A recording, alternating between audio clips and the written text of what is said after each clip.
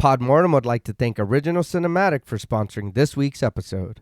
Original Cinematic is an independent production company that has made it their mission to create, produce, and promote films that are inclusive, honor women, promote the LGBTQIA+ community, and provide prominent positions and roles to POC actors and filmmakers, and promote the films of marginalized and underrepresented populations.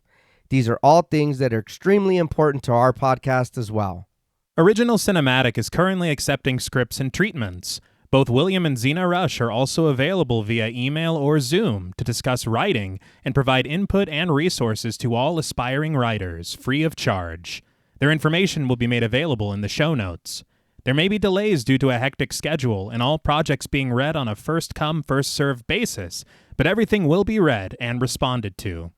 William Rush has individually produced numerous projects, including Pack is Here, Before, The Cottage, The Winemaker, and Day by Day. Their multi-award-winning film Group premiered and was celebrated at multiple film festivals as well as screenings, both in person and via Zoom, that were graciously made available to us and our patrons.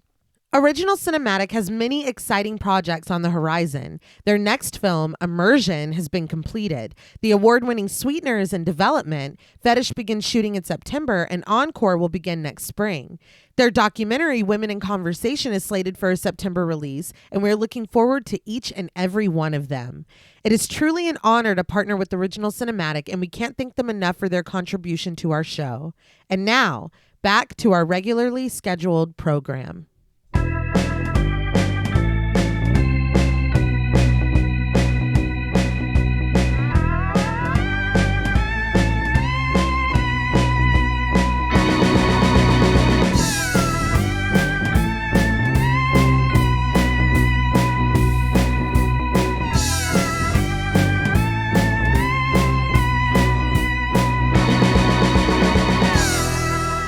Salutations! Welcome to Podmortem.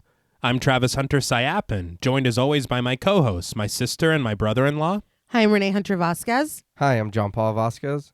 This week, we're broadcasting live from a house on Fox Hill Drive in Northolt, discussing the 1992 supernatural horror mockumentary, Ghostwatch. This film was directed by Lesley Manning and written by Stephen Volk. Inspired by the authors and serials of his youth, as well as an interest in the supernatural, Volk sought to craft an experience like no other at the time. With Manning's skillful and expert direction, this film weaves convincing reality and fictional frights, creating a compelling piece of work that shook the UK on the night of its premiere. Initially shelved by its broadcaster after the controversy it caused, Ghostwatch would eventually obtain an international audience, achieving cult status among horror fans, and is often cited and referenced by filmmakers as an innovative influence that helped to define the found footage subgenre. This film was suggested to us by friends of the show, James Floyd, Beth Bauer, Hannah Wilson, Richard Murray, Towton Watson, Martin Shaw, Halisa, Half Price Horror, Eggy, and Jules Sayapina Hunter. We'd like to thank each and every one of them for their continued support of the show, as well as this suggestion. So, Ghostwatch, what were your first impressions on the film? So this was the first time ever watching this. I think I've heard it. Well, I know I've heard it before because I know we've talked about it before. But like knowing anything about it, I didn't know anything. You hear Ghostwatch, or at least I did. I was thinking Grave Encounters. I don't know why, but that's the kind of vibe I get. This was not that. No. This is, and as well, a UK movie. So I was like, okay, let's go into this and let's see how this is going to go. See some ghosts, some British ghosts. But yeah, that's, I guess that's not what I got. But it is a good movie. I was watching it, and at some point I was just kind of like, oh, okay, but not in a bad way. I just kind of was like, oh, I see what we're going with here. There's a lot of interesting things that they do in the movie, and it is noticeable, like, oh, somebody took from that. You liked what they did, and you obviously borrowed from that. For sure. But yeah, no, it's not too bad. I'm glad that we were able to cover it. Yeah, I totally agree. I had never seen this before either, and I feel like it's its reputation really preceded it for me in a way that I was misinformed as to what the intent of this even. I thought it set out to fool its audience. Mm-hmm. And learning that that's not true is very interesting, because that's kind of the reputation that I had in my mind of it. Okay. I think, like you said, it is clearly very influential. Mm-hmm. I think that the way that it's presented is in whatever you believe, ghost, poltergeist, whatever, the way that it's presented is in a very grounded and realistic format. And until shit starts popping off, it's kind of like the execution is pretty cool, I think. Yeah. And so there are moments where, you get towards the end and it's kind of exposition dump city. Yeah. And it's just like, oh, okay, so that's what we're working with. Moving on. There, like, in a lot of movies that would be very annoying, but the way that this story is presented, you're able to forgive more moments like that, if that makes sense. I think that it's such an ingenious way to tell this story. And we'll get, I'm sure T has a lot of production about like who was involved that kind of lends itself more to realism. But the fact that this was shown on Halloween night, I don't know, it's something kind of magical about it. And so I while I do enjoy the story, there are parts of it that don't 100% work for me or satisfy my wants for the way that things go. But the vehicle that is being used kind of excuses those, and it's just fun. I don't think, and of course, if you were a child or if you were somebody experiencing this in 1992 and you thought that it was real, I can see how the shit was scared out of you. Yeah. But me watching this now, I'm not going to lose sleep over it, but I did have a lot of fun. No, I completely agree. And before I give my first impressions, I just want to say I am under the weather. You don't sound bad. No. Oh, okay. Well, thank you. I feel like I sound terrible. But we will carry on. Yeah. As we do. As we do. But I was in the same boat as you. I had heard of it a lot, but it was always under the guise of the story of this film premiering in the UK, tricking a lot of people. Yes. And it just being this big elaborate hoax intentionally is what I thought. Me too. Okay. And we'll talk a little bit more about it, of it just completely not being that case at all. Mm-hmm. But it was after watching Late Night with the Devil and talking with Jules about it, they were telling me more and more about Ghostwatch and the clear influence that this film had on that film. Yeah. And so it only intrigued me more, and having wanted to watch it and us even talking about covering it. We were going to last year. Yeah, we bought the 30th anniversary Blu-ray that came out, I think, in 2022. Mm-hmm. And then I opened it for the coverage that we are doing right now. But me and Jules watched it together for the first time on one of our dates, and I was just really impressed by it. Mm-hmm. The more that I thought about it, the more that I really, really appreciated everything that they did and were trying to do. Just the level of accuracy, because there are parts that do feel almost like a bit of like a slog, or like there's really nothing going on. Yeah. But that's exactly how it would be. Exactly. Yeah. Because if it was this like almost like a haunted house like attraction where it's just nonstop. Yeah. You'd be like, oh, this is fucking fake, dude. Yeah. None of this is real. Right. You know? And so to kind of lend to that level of believability, there's got to be stretches like that. Yeah. But they also have such intricate moments of just having done a live news broadcast in my life, having anchored one. It is like things happen that you just have to go with on the fly. Mm-hmm. And so seeing small things of just like, oh, hey, there's like a PA on set right there. Mm-hmm. We shouldn't be seeing that. Yeah. You know, of just things like falling down. And Right. It's a very like relatable thing. And it also lends to this feeling of just, especially when it comes to the BBC, you're like, this is like the most professional. This is, you know, Right. what it's supposed to be. And so when you see like any kind of mistake or mishap, you're like, oh, things are starting to. Yeah. And it makes you believe it more. Yeah. But I cannot applaud more the commitment to what they were trying to do. Mm-hmm. Because if you think about the pacing of this film, it is very bottom heavy. Yes. Okay. you know? And which isn't common a lot Right. in the films that we cover, but it has to be in this case. It's the way that they're telling the story. Yeah. Yeah. And like you had said, Nay, where it comes to that feeling of just like, we've been along for this ride the entire time. So this exposition dump, we're in the seats of these characters. Yeah. Yeah. And so we're kind of just like following through as if we are watching this live news broadcast, getting this information when they're getting it, and then it's very shocking what we come to learn. And then you're like, oh shit, what have we done? Yeah. And I gotta say, and we'll talk about it of course when we get to it, I love the ending of this film. It's really good.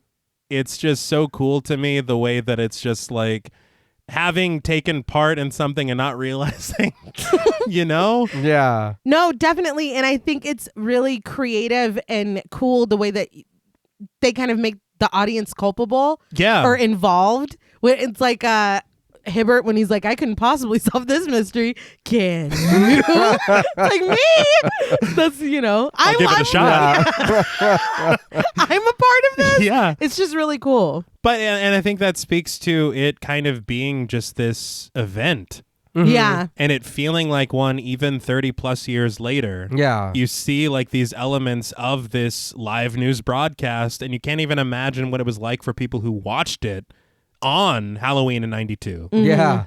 But I was thinking as well, and we were just talking about it a lot on Long Legs, but there are also so many blink and you miss it moments in Ghostwatch that require a second viewing. Yes. Yeah. And when you go back and watch it, you're like, oh, there's been like, and it lends to an air of eeriness that you kind of didn't even anticipate. Mm-hmm. Because a film with this structure, like, I don't know, there's just something really, really special about hiding such visceral scares in it. Yeah. Because I think there's something so, is the word anodyne and just like mundane about news broadcasting. Yeah. And so to have something like this and to have things taking on this thing that we see just a million times and have like, it's on when you're getting your oil changed. Yeah. The news, it's on, or maybe you watch the news. Maybe. Maybe. The sources are difficult these days. But, it's always on. It's not something that people really seek out to watch as this thing to pay 100% attention to.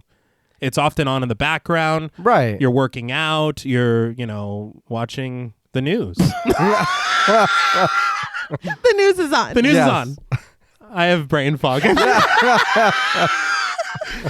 But all I'm trying to say is that I just really appreciate this juxtaposition of horror and something so mundane. Absolutely. Mm-hmm. But I did want to talk about the production of this because it actually is a really fascinating story. Okay. I got all of this information from a documentary called Do You Believe in Ghosts? There was also an article I read in the BBC, an article from The Guardian, an article from Yahoo UK, and an article in The Telegraph. Damn.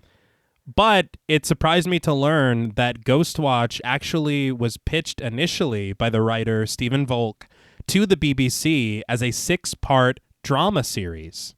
Huh. I would honestly love to see that. Yeah. And it was a conventional television drama. Okay. And it was going to be centered around a paranormal investigator and a journalist investigating the most haunted locations in England. All right. Yeah. And it was inspired by the works of Nigel Neal, who I think it's Quatermass he did, which we know inspired John Carpenter a lot. Yeah. Right. But this is what Volk intended initially. But the problem was, at the time, the BBC were reluctant to commit 6 hours to a supernatural series. Huh. It's so funny how times change. Yeah. I That's was wild. shocked to hear it because now it's like so popular. Yeah. But after this reluctance, it turned out that BBC One had an anthology program called Screen One. And producer Ruth Baumgarten suggested to Volk that they could do something with Screen One instead and offered him a 90-minute episode instead. All right. And so the difficulty was, of course, it's already written and structured as this 6-part series. And so Volk went back to the drawing board and he was looking at it and he was like, this series goes in this direction, but the last episode of the series was always meant to be like a live news broadcast. Oh. And so he decided to rewrite and restructure this 6th episode for this 90-minute time slot. Okay. And he talked about constant rewrites because the executives just did not understand what they were going for. And I understand it because in 1992, reality TV was not what it is now. Right. Unfortunately. And fortunately. So trying to explain, what the draw would be or the intention of trying to maintain this realism, it's difficult for executives to grasp. Even in British programs where they had things similar to what we get in Ghostwatch, there were a lot of dramatizations. Yeah. And things like this. It wasn't all 100% completely reality. And so this difficulty in selling it, and there comes up a lot more difficulties later with certain creative decisions that we'll talk about. But when Lesley Manning read the script, she's the director of this, she immediately understood it. Okay. And when she was brought on as director, she began working tirelessly to try to strike a balance between all the disparate elements, because there's a lot going on here. Yeah. There's horror, reality, newscasting, and even elements of a telethon, really. Yeah. Yeah. And so it's a difficult marriage, but she's able to bring all of these elements together in a very interesting way. And she knew, and I think this is what one of the things that makes it really successful, is she knew going in that the pacing of it would be so incredibly important. If there is too much horror up front, or if you show too much horror throughout, then you lose this element of reality. Yeah. It's almost like we talked about on the Blair Witch Project, where it's like, if we have fucking definitive proof that the Blair Witch exists, that kind of doesn't work. Right. But if we have some stuff that's like, oh, that's very creepy. Yeah. Or that's peculiar. Right. That kind of lends itself to being more of something that you could say, oh, maybe this was found under a rock in the woods. Right. Yeah. And released nationwide. Yeah. But Volk himself had talked about the difficulty of this juxtaposition of all these elements. And he had said that for him, the idea that intrigued him the most is this factor of metaphysical mysteries that surround us all the time, like the supernatural, but wondering what the BBC would do with it. And he just figured they would turn it into a Saturday night television event. Okay. And that's how this presentation came about. Okay. But it wasn't just the content that the executives were confused about. Manning, of course, with this attempt of realism through this story, wanted to create an accurate visual language for it too. Okay. And so they had to fight for a lot of creative choices that the BBC was just hesitant to let them do. But it's stuff that makes total sense for the story. Yeah. When it comes to casting, for example, the BBC was like, oh, they should all be actors. But in order to obtain this realism, Manning is like, no, we should use real newscasters. Well, yeah, it does make you feel real. You're comfortable, like you were saying. We hear these people on the background on the news. Mm-hmm. And their voices and faces that you know and trust. And they also wanted to shoot on tape instead of on film. And the BBC was just confused because they're like, screen one, we shoot on film. Yeah. But that's not what Ghostwatch is. Right. And so it took a lot of convincing and a lot of difficult conversations. And down to the night that it aired, even the BBC was completely confused as to what this even was. Yeah. But all of these things gave it an air of authenticity. And despite the marketing of it, a lot of people did believe what they were seeing was real when it aired. And the thing that we were kind of hinting at earlier is that it was always billed as a drama. Okay. It was featured on the cover of the Radio Times. Michael Parkinson, the newscaster, was on the cover. He's, of course, featured in the film. Yeah. But in the magazine, they literally say, your first acting role in Ghostwatch. Yeah. It's labeled as a drama. At the station, the announcer of the BBC intros it as a drama, outros it as a drama. It begins with the screen one graphic. it credits the writer at the beginning of it. Yeah. All of these things that should lend you to believe this is a drama. Yeah. Right. But all of these things did not do much at all to quell the reaction of the public when it aired. And it aired seemingly live on October 31st, 1992. It garnered 11 million viewers. Woo. Over 500,000 phone calls into the BBC. It overloaded the switchboards. Damn. 20 to 30,000 of those calls were complaints. Wow. And a lot of people have had a lot to say about it over the years. I watched several documentaries and interviews, and a few of the actors said that what they think happened is not a matter of real anger at the broadcast, more embarrassment that they were fooled. Okay. Yeah, I can definitely see that. Yeah. Because I think the thing about it is just how much they went out of their way legitimately to say that this is a drama. Right. This is not really happening, but it was still... And honestly, I think that's the thing, though. You have so much realism embedded in this project Yeah. that maybe if you don't see the opening and you just tune in and you see a number flashing that flashes on the BBC when it's really wanting you to call in, and you see these newscasters that you see on the news all the time that you do trust, Right. Yeah. I can understand that it's like, oh, shit. Yeah. I did read too, because this aired at 9:25 Mhm. in the evening, that there was a movie on another channel that ended at 9:30. So a lot of people were watching that movie and then they switched over and didn't see the disclaimer that was like, or whatever, that announced it as a drama. So again, and I understand the confusion, but I think especially when you get towards the end, you're like, ain't no fucking way. Yeah. Ain't no fucking way. No, we'll talk about that a little bit later. But there is something else that I read. One of the producers, Richard Broke, he went into meetings with executives at the BBC, and they would have these meetings where they were asking producers of certain projects, is there anything that we should be worried about regarding any kind of public outcry or anything like this? And Broke warned the executives of the possibility of this happening with Ghostwatch before it aired. Damn. But they didn't listen to him and just flat out told him that it didn't matter because they didn't understand Ghostwatch. They didn't understand what it was, and so they're like, yeah, okay, whatever, and then just brushed it under the rug. But the thing is that whenever it does come out and there is this public outcry, they fucking call Richard Broke back into their office and they dress him down. Oh my God. When he tried to tell them. Yeah. We don't understand this, so we'll deal with the consequences later. Yeah. So you shut up. You're wrong. But, of course, the difficulty is that it only got worse when a very tragic incident became connected to Ghostwatch after the fact. Okay.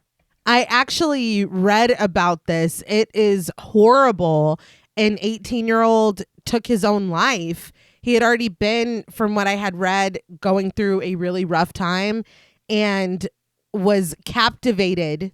He and his family watched it, I almost said live, but when it aired. Yeah. And he became captivated by it and basically left a note saying that if ghosts are real, which they are, he's not going anywhere.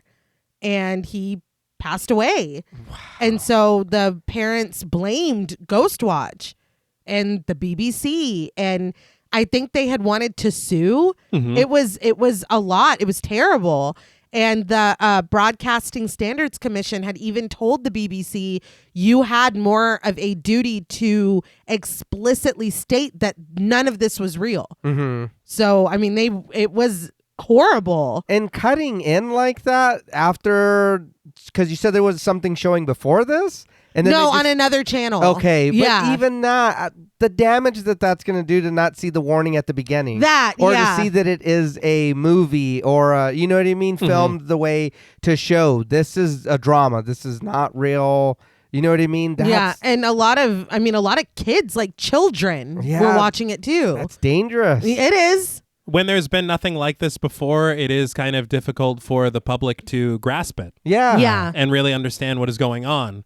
And what, like you had said, they, I believe, launched an investigation into it and everything. Yeah. Damn. But it was very difficult for the creators as well, because any hope for any kind of anything to come from it was dashed immediately. Yeah. There had been talk of potential BAFTA nominations, and that's just dashed out the window. Man. The tabloids ran with everything, and the BBC felt they had no other choice but to distance themselves from the program completely. Wow. Yeah. Those British tabloids, man, they don't No. play. The creators also were never allowed to really discuss the film or their intentions for it until years later, and Ghostwatch was outright banned by the BBC. Damn. It aired that one time, and it never aired again. Wow. I mean, and I understand the severity, but yeah, the BBC fucking dropped him like a hot potato. Mm-hmm. And I read, like you were saying with the switchboards, Yeah. I read an interview with Volk, and he said that one of the producers came and was like, the switchboards are jammed. And he started laughing because he was like, holy shit, And the producer, he said, she was like, no, people are furious. Well, Like they just had they just didn't, they couldn't comprehend the amount of backlash. Right. And I mean, just fucking anger. And of course, this tragedy, like who could have foreseen that? No.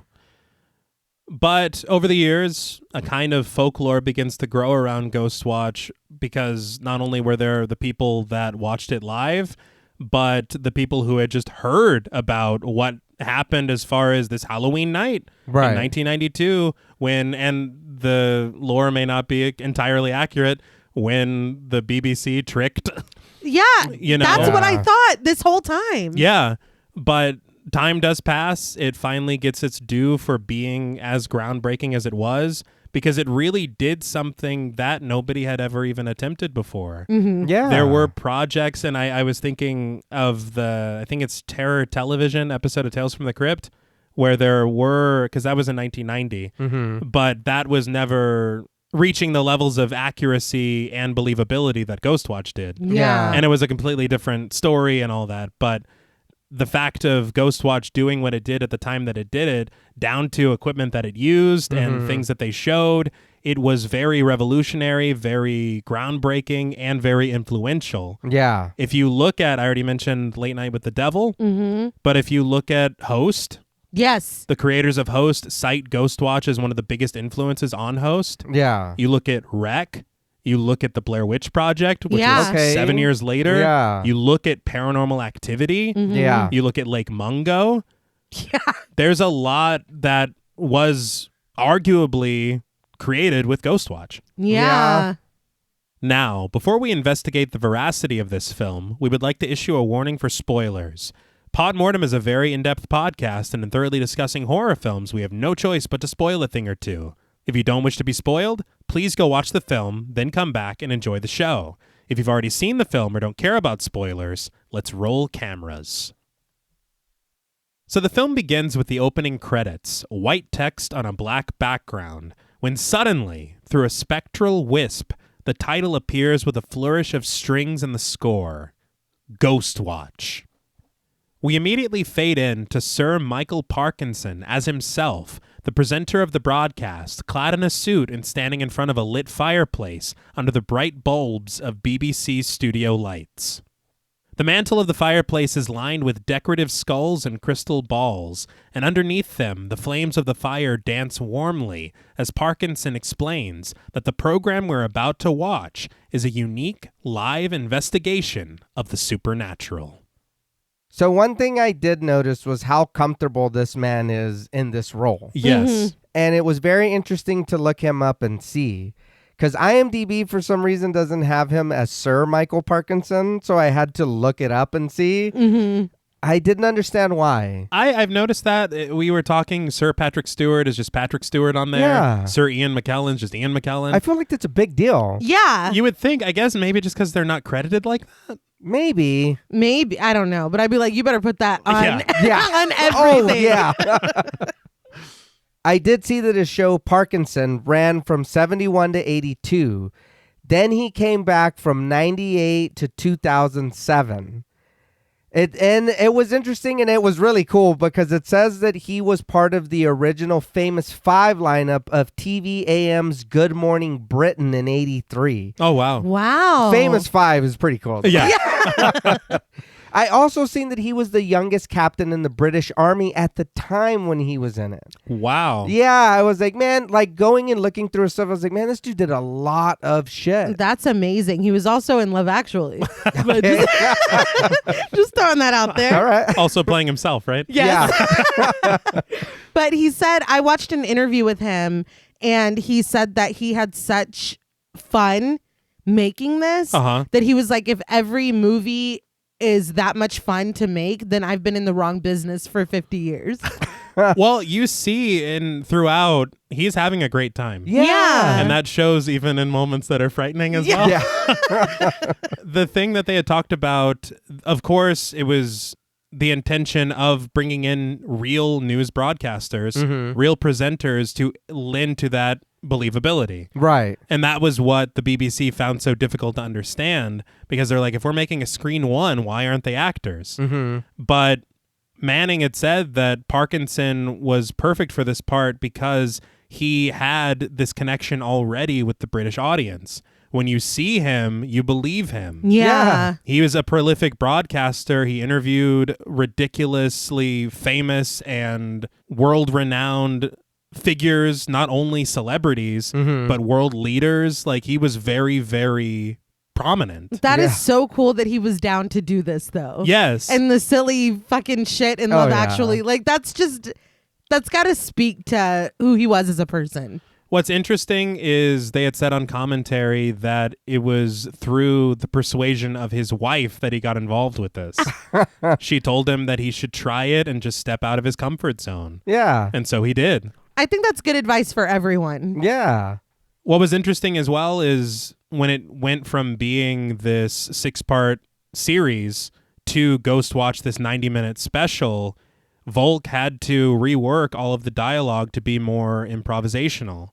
And Parkinson memorized everything that he needed to say, but he did find difficulty with presenting it in that way. And so Manning let him go off script anytime that he felt like it. Good. Well, I mean, I'm sure that it is out of his comfort zone for what he's doing, but the role that he's playing is very much in his lane. Oh, yeah. But the camera follows Parkinson as he walks over to his right, and he adds that the broadcast contains material that some viewers might find disturbing. He directs our attention to a large monitor in the middle of a white ornate set encased by 2 towering pillars, with B-roll footage on the monitor divided among 16 screens.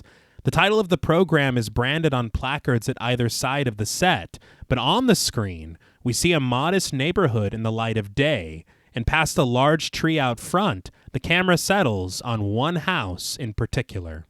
This, up to this point, was a little bit funny to me because it made me think of like when Marge comes out on Treehouse of Horror. You're not gonna listen to me now or whatever. She was defeated. Yeah. She's like, enjoy the fucking show. And they got complaints too. Yeah. So it's all similar, you know? Yeah. But Parkinson acknowledges that though this house contains no creaking gates, no shutter windows, and is quite the opposite of a Gothic castle, it has been the focus of an astonishing barrage of supernatural activity over the past 10 months. The Gothic asshole. All right. And he did have the English accent to say it. Sorry. But the footage is wiped away temporarily with the brand of the broadcast before giving way to a stationary shot of a bedroom lit only by a lamp at the center of the room, situated on a nightstand between 2 beds. I will say Manning talked about this like page turn wipe. Yeah. And she had said that it had just been created and it was meant to be used for Top of the Pops, but they used it on Ghostwatch before anybody else got the chance to. So again, just this idea of things that seem so commonplace and kind of whatever, but are revolutionary and seen for the first time here. That's really cool. But on the beds are Suzanne and Kim Early, played by Michelle Wesson and Charisse Wesson, respectively. They are sisters. Oh, okay. I love that they're sisters for real. I think that I know, what they're filming, the subject matter isn't fun. But I bet that would be so fun to do with your sibling. Oh, young. yeah. And to have that story forever? Yeah. But Parkinson shares that the footage that we're about to see was shot by parapsychologists investigating the case, and we're about to witness one of the incidents which have earned this house its reputation. A graphic appears at the lower third, reading, University Research Video, 10 p.m., and a counter on the bottom notes each passing second of the event, which took place on July 11th, 1992. In the footage, Suzanne rests on the farther bed, reading a magazine under the light of the lamp, but after a while, Kim rises annoyed from her blankets on the nearest bed, urging her sister to turn the lights off because she can't sleep. After Suzanne ignores this request, Kim reminds her of a warning from their mother that if she didn't stop doing this, and Suzanne finally relents reluctantly, tossing her magazine to the floor and shutting off the lamp at the bedside. The girls settle into their beds in the darkness, the footage dipping to black. But we return hours later at 3:55 a.m., the light from the street outside pouring in through the window between two hanging curtains at the far end of the wall. And these curtains will be very important. Yes, they will. Kim stirs awake, switching the lamp back on as she climbs sleepily out of bed, clutching a stuffed rabbit, and she exits the room. But as soon as she leaves, a hissing sound steadily increases in volume, followed shortly by stern thuds, which immediately waken Suzanne, who lurches up in bed, fearfully calling out for her mother. Kim rushes back to her bed as the knocking continues, Suzanne beginning to scream that it's back. Small objects fly at the girls from the opposite side of the room, and Suzanne cowers against the wall in her bed, swiping forcefully at her leg, pleading with an unseen entity not to touch her. Kim screams as the blanket from Suzanne's bed floats over to her and drops down at the foot of her bed. But thankfully, Pamela Early, their mother, played by Brid Brennan, rushes into the room, holding her hands out for her daughters to grasp and urging them to both come quickly. The girls reach for her and are led out of the room, but as soon as they exit, the bulb of the lamp on their nightstand shatters in a bright burst, causing the girls to scream once again in fright. So, Brid Brennan, I will apologize. These are UK shows and movies and films I'm not very familiar with. She was in Dancing at Lunasa in 98, Shadow Dancer in 2012, and Brooklyn in 2015. I really appreciate the mix of actors and newscasters. Yeah. Because everybody plays off of each other so naturally that you don't really question anything. Yeah. And there's something very interesting about the way that this is filmed, and I will bring it up later, and it absolutely blew my mind. Okay. But one thing I did want to mention that's very interesting as far as Manning's attempt to maintain this accuracy, this is meant to be a video that is taped by parapsychologists who work at a university. Okay. And so they went to a university to see what kind of equipment they would have to tape something like this.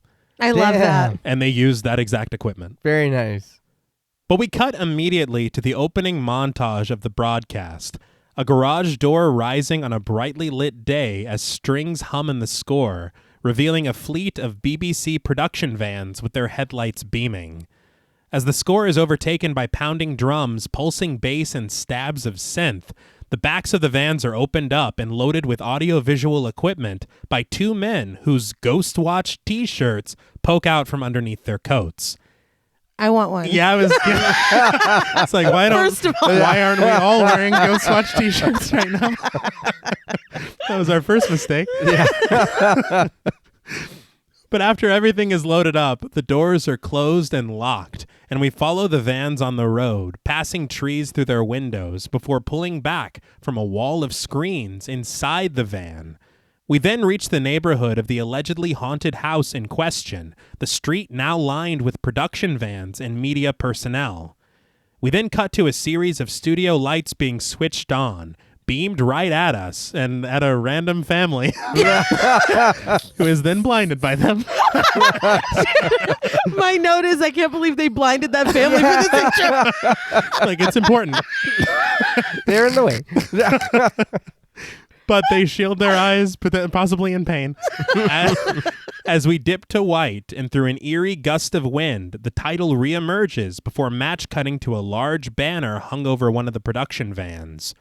Ghostwatch. I understand television is different from film, so you got to keep reminding people of what you're watching. Yeah. That's 2 title sequences in the span of like 5 minutes.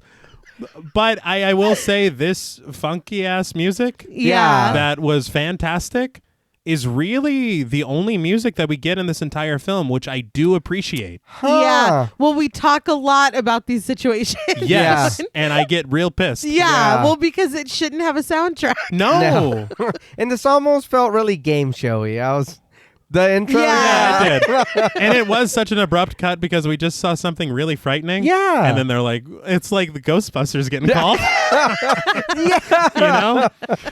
But as the camera pulls back from the large banner, Parkinson welcomes us once again, live on this Halloween night, to the first ever TV Ghostwatch.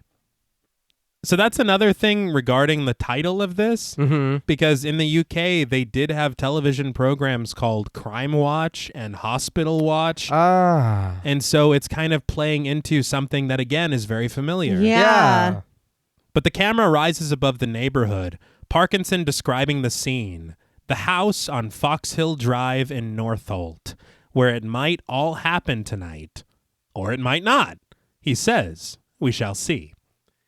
But taken back into BBC studios, Parkinson crosses the set, from the monitors back over to the fireplace, as he promises us an investigation into the most baffling and fascinating areas of the human experience, the supernatural. He shares that tonight, television is going ghost hunting in an unprecedented scientific experiment with the hope to show irrefutable proof that ghosts truly exist. And I will say that's another thing that I did notice from watching this film. Ghost hunting shows obviously weren't a thing at the time. Yeah. But the angles, the methodology, the equipment, all of it is, I think, when you look at ghost hunting, quote, reality, unquote, Yeah. TV shows, they borrowed from Ghostwatch like you wouldn't believe. Oh, yeah. They're watching and they're like, listen. We can make a quick buck off of it. Yeah. But Parkinson then introduces Dr. Lynn Pascoe, played by Gillian Bevan, who sits nearby in a pastel pantsuit, jotting notes down on a pad, and Parkinson says that she is here to give expert technical advice. So Gillian Bevan, it looks like she was on a show called Teachers from 01 to 04, and then The Chief from 90 to 95. I had read, I think, in The Guardian that she said she was just really excited to work with a female director, which is awesome. Yeah. I would be too. But she said that it was very secretive, and she doesn't even think that she was able to read the script before she auditioned, but that she, in her mind, auditioned for a drama, was performing in a drama. She had no idea that people would feel so duped and like lied to, because I mean, it really sounds like, even reading stuff from Volk, that wasn't the intention. No. And so even hearing one of the actors being like, really? It's just surprising. But I thought it was very funny because she said that a group of them gathered to watch this, because obviously, like we said, it wasn't live. They gathered to watch this together on Halloween night when it aired. So she said when she went back home, she had a message on her answering machine from Dame Judi Dench, who was like, this was ruined for me because I thought it was real, and then I saw you. Because she directed her in a play earlier that year. Oh, so she was like, I was completely taken out of it. I knew that was But Dr. Pascoe looks over at Parkinson with a slight smile, as Parkinson continues that he will also seek other expert opinion about the supernatural throughout the broadcast from the UK and America, and even invites the viewers to tell their ghost stories and to call into the studio with comments about what we're seeing at home as the events continue to unfold throughout the evening. Parkinson then tosses it back into the field, to the house on Fox Hill Drive, introducing Craig Charles as himself, and with a sarcastic smile, Parkinson presents the comedian and actor as a well-known ghost hunter. So Craig Charles, he kind of had a presence to me. So I was like, okay, let me go check out who this dude is. So it looks like he was on a show called Red Dwarf. It's got 75 episodes. It said it ran from 88 to 2020. Oh, wow. Damn. Yeah, he's got TV movies of this. Like, it looks like he's a comedian. I can absolutely see that from the charisma and the his attitude in this. Mm-hmm. The producers and the filmmakers had said that he was their first choice for this part of him being like this on-scene reporter. Right. And he was well known to British audiences. I'd listened to this commentary track with a couple of film historians who had said they had grown up watching him. I think, if I'm not mistaken, they had said on Red Dwarf. Okay. So they knew of him and the fact that he was playing himself, and he is Craig Charles here. Yeah. It, again, was not out of the ordinary or anything strange about what's happening. Right. But with a microphone in hand, Craig stands out in front of a BBC production truck on Fox Hill Drive, casually cracking jokes as he walks in front of the haunted house. Constantly alternating caps from comedian to reporter and back again, Craig announces that later tonight he'll be interviewing the medium who unsuccessfully attempted to exorcise the spirits from the house. And after pondering whether or not the medium has heard from Elvis lately, Craig makes his way past the crowd out front and to the porch, where Pam Early stands nervously before being introduced. I will say the crowd gathered is part crew, part actor, part real people from the neighborhood. Oh, that's cool. They saw them filming and they just came out of curiosity and ended up in Ghostwatch. Okay. That's awesome.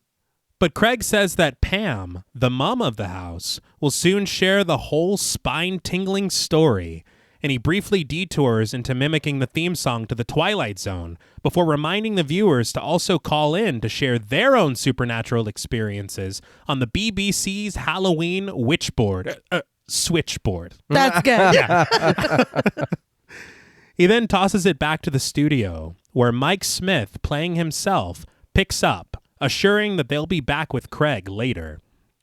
This interplay between on the scene and in the studio is fantastic, and it makes everything work. This casual conversation between the two sites, but also the drama of what's to come later. Yeah. The way that they interplay with each other.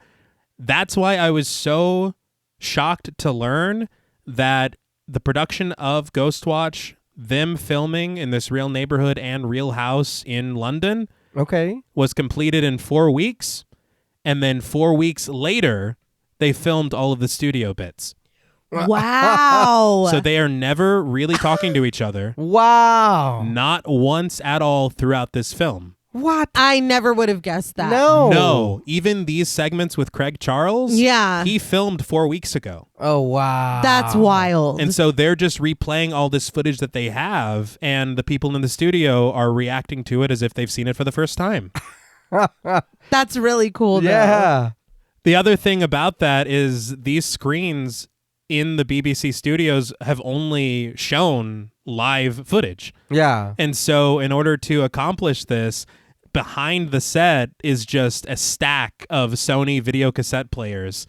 And they had never done this before. And so they're playing it on this screen. So it is something else that's very unorthodox. Yeah. That has never happened at the BBC before until Ghostwatch. But Smith, standing at the center of a few tables lined with about a dozen people wearing headsets and referred to as the Ghostwatch team, says that they're ready to receive calls from the public. A phone number flashes on the bottom of the screen, 081-811-8181, which is like, wow. Easy to remember. But Smith adds that they're particularly wanting to hear from anyone who has had a personal experience of a ghost or the supernatural. Parkinson comments that Smith has a particular reason to be keeping a beady eye on tonight's proceedings, and Smith proclaims that Parkinson would as well if his wife told him that she planned to spend the night in the most haunted house in Britain. Parkinson then introduces Sarah Green, a reporter played by Sarah Green, who will actually be spending the night inside of the haunted house on Fox Hill Drive.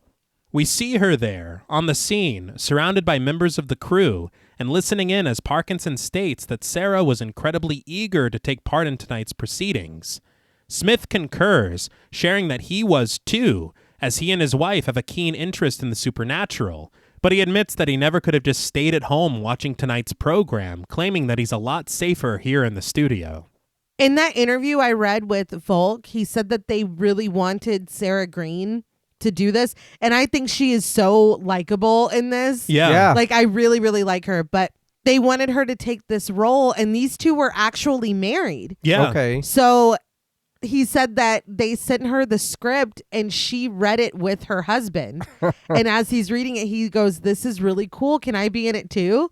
And so Volk was like, we got lucky. Like, they struck gold and got 2 for 1 because, reaching out to her. But I like this element of the stakes are higher. Like, that's his wife in there. Yeah.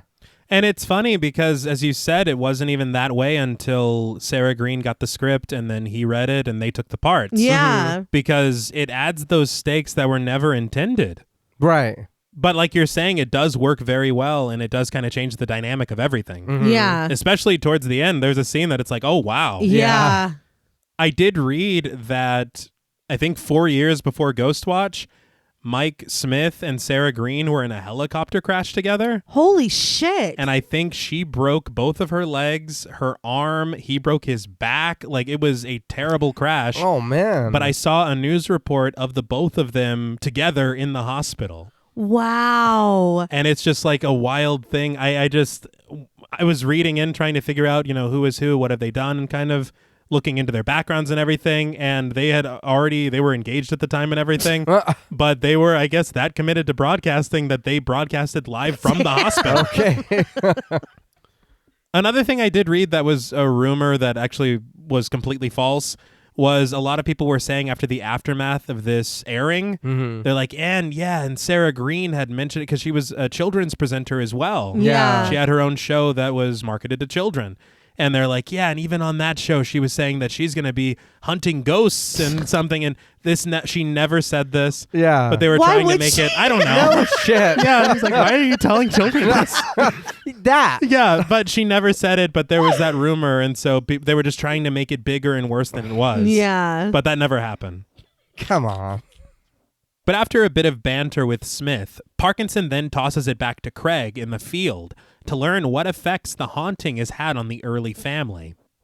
Craig stands outside with Pam, Suzanne, and Kim, asking them how destructive the hauntings have been for them.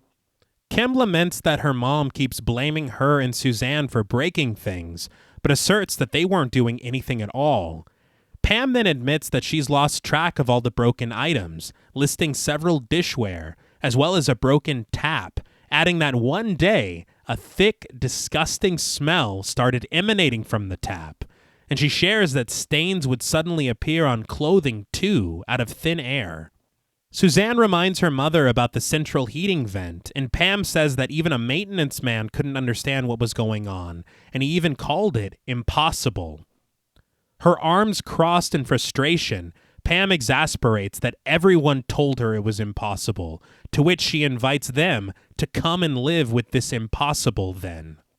As the camera presses in on her, Pam confesses that with everything that's happened, eventually you start to think that maybe you've done something wrong. Her voice breaking and her eyes glancing away from Craig, Pam frets that these events have wrecked her house, her home, and her family. Her small apology is choked by her emotions as Craig consoles that it's okay before tossing the broadcast back to Parkinson. And that's just rough, though. Like, but what do you think after so long? You tell people to come look at shit and they're like, there's nothing wrong. Yeah. You know? And I feel like even if you are a skeptic, she believes that something is going on. Right. Whether you believe or not. You know what I Yeah. mean? So it's very sad. And I think that there are aspects, the supernatural might be difficult for a lot of people to believe. Mm-hmm. But if the tap smells like shit, the tap smells like shit. Yeah. Yeah. That's undeniable. So at least can we at least agree and talk about that? Can we investigate that? But in the studio, Parkinson crosses over from the fireplace to sit next to Dr. Pascoe, asking her opinion on such a disturbing interview. I will say, as the camera pulls back, we see a framed photo of a sheet ghost. Mhm. Yes. I feel like every home should have one. But Parkinson recounts Pascoe's investigation of what he dubs the Northolt poltergeist, an investigation that has gone on for 8 months. And he asks what can be done for people like Mrs. Early, remarking that she is clearly shattered. Pascoe offers the first thing that everyone can do for people like Mrs. Early: believe them. But when Parkinson doubts that it's that easy, Pascoe rebuts that it's obvious that these people are desperate for help, and she admits that it makes her angry that there are people out there who still deny that these things even happen. Parkinson thanks Pascoe before returning to peer at us down Lynn's, reminding us that Dr. Pascoe will continue to give her expert analysis throughout the program, and adds that for those among us who are night owls, they will be giving updates roughly every hour through the evening. Night owls? Interesting. Yeah. And I will say he barely let her speak at all. Yeah. And he's like, well, that's enough. We'll go to... Back to me. Yeah.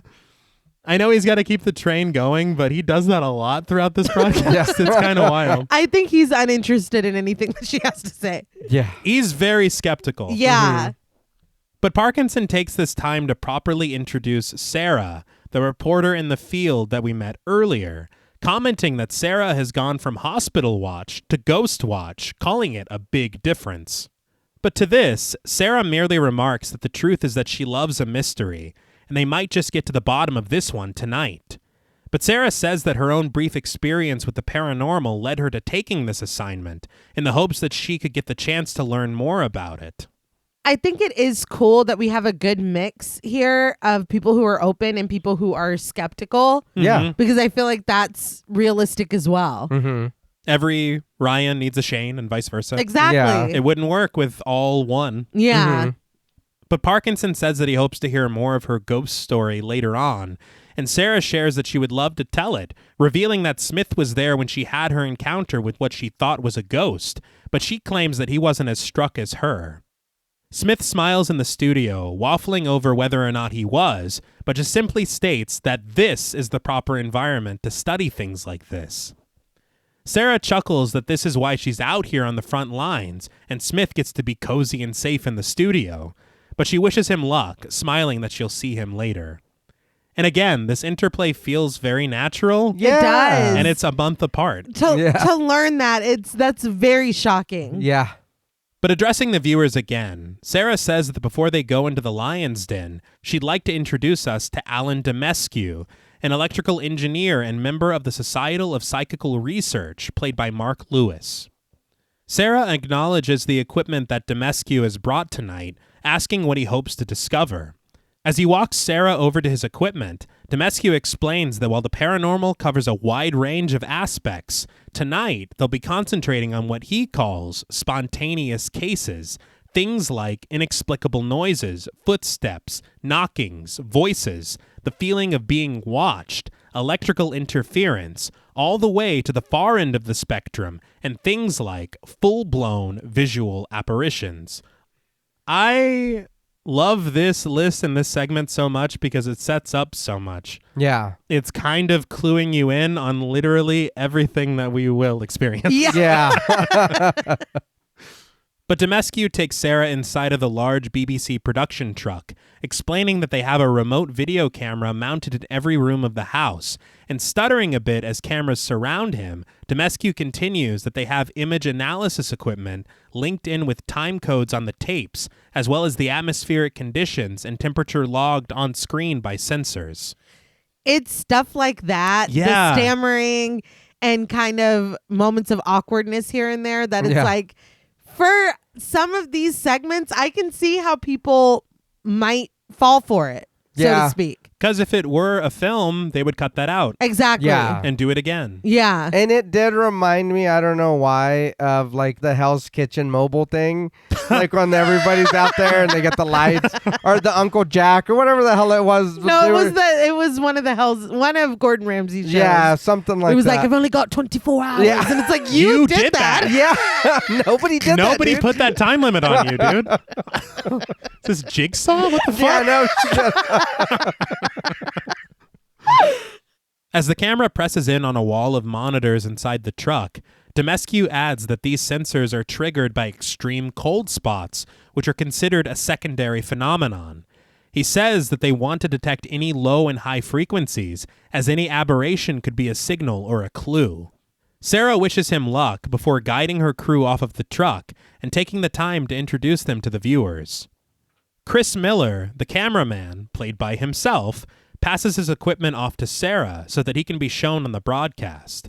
Sarah jokes that his hands are steadier than hers, as the viewer can see, and remarks Chris's striking resemblance to a guy called Mike Gadding. I had to look it up. Gadding was a cricket player, and Chris does look a lot like him. I'll give her that.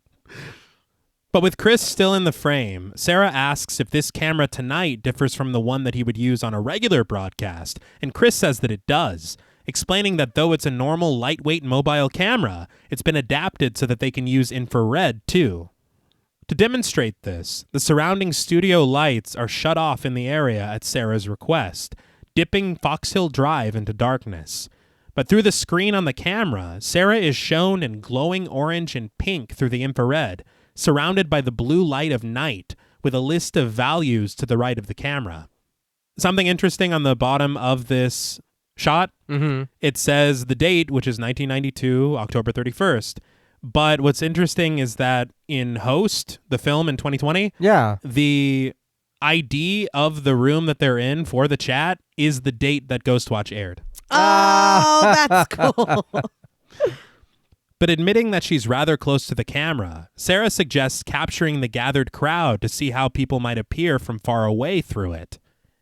Chris keeps up with Sarah as she jogs to the other end of the street, and we see the crowd of eager crew members and the public waving their glowing hands in the infrared, all attempting to get their moment on camera. The test is a success, and Sarah shares what this really means for the broadcast, that nothing will be able to lurk in the shadows tonight, and Chris concurs. The other interesting thing about this, Manning had said that infrared cameras had not been used like this outside of the Gulf War. Oh my God. And so it's another implementation of new, at the time, technology for a broadcast. Oh, wow. But after the lights are brought back on, Sarah introduces the sound recordist, Mike Ayton, played by himself, calling him a man of sound mind, which is brilliant. Yeah. That's good. But Mike smiles, lowering the boom mic, as Sarah touts not only his ability to hear an ant scratching its back leg at 50 yards, but she jokes that Mike is the unofficial chairman of the Adrian Edmondson Lookalike Society. The camera presses in as Mike comically does his best impression, which I don't know enough to understand. I was going to But Sarah enjoys it, as do Parkinson and Pasco, who we see laughing in the studio. So I'm like, I'm just not the audience. Yeah, no, he nailed it, I'm sure. Yeah, it's fantastic.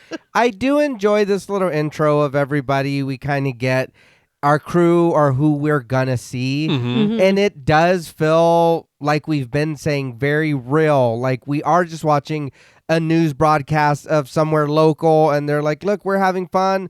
We're out here. You guys come visit us, whatever. We've all heard it on the radio. Oh, yeah. seen it on TV, and it does feel that way. And you have this familiarity between these people who have worked together. Yeah. And this interaction back and forth. It's exactly as you're saying. It feels like there's nothing to be suspicious about. Yeah. That is just going to be a fun Halloween night together. But Sarah asks her crew how they feel about tonight, with Chris commenting that he's okay and Mike merely offering, "We'll see." But to the applause of the gathered crowd, Sarah and the crew head towards the front door of the early house, Sarah heading inside first. I do want to make mention of the fact that Chris Miller was a cameraman for the BBC, and Mike Ayton was a sound recordist for the BBC. For these parts, the filmmakers auditioned people who actually held these positions at the BBC. And they said that Chris and Mike were far and away really the only choices of people who could do what was required of them in this role. Because it wasn't just filming it and recording the sound. They do stuff later on that becomes part of the performance. Oh, yeah. That's so cool, though. Like, it's like you're still doing what you do every day, but it's like with the volume turned up. Yeah. I don't know. I feel like that would be so fun. Oh, yeah. And this was another thing that the BBC did not understand.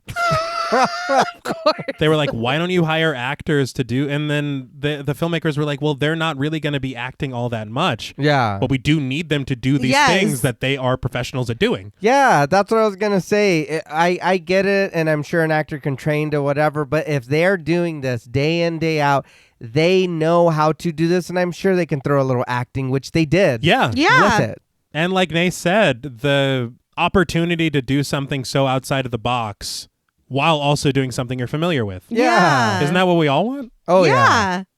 But with the crew inside of the house, Pam steps out of the kitchen to greet Sarah, who takes off her coat, resting it on the railing of the stairs, pointing out one of the temperature alarms on the wall that Demescu told us about earlier, a small gray box with a red light blinking at its center. I do want to point out, Volk had said that he interviewed paranormal researchers to try and get the most accurate use of technology at the time. Mm-hmm. And so everything that Demescu described is what he got from those interviews. That's cool. Okay. But heading into the kitchen, Sarah finds Suzanne and Kim sat at a dining table, bobbing for apples blindfolded, and she asks to join in on the festivities. And on that note, we return to the studio, Parkinson allowing Sarah and her team to settle in for the night, as he wonders if they'll remain this jolly all evening. I have my doubts. Yeah. He says we'll find out. Yeah. But Parkinson then directs a question to Dr. Pascoe, asking how she settled on this house. Pascoe shares that it was a decision that took many weeks, a result of a computer program ran of all the haunted locations in the UK, as well as a census of paranormal investigators who were unanimous that Fox Hill had more tangible phenomena on record than any place in the UK. And especially tonight, because we learned on another project that we're working on that the dead can walk among us on Halloween. Oh, shit. It's very We true. learned that the hard way. Yeah. Patreon.com/thepodmortem. Get in there.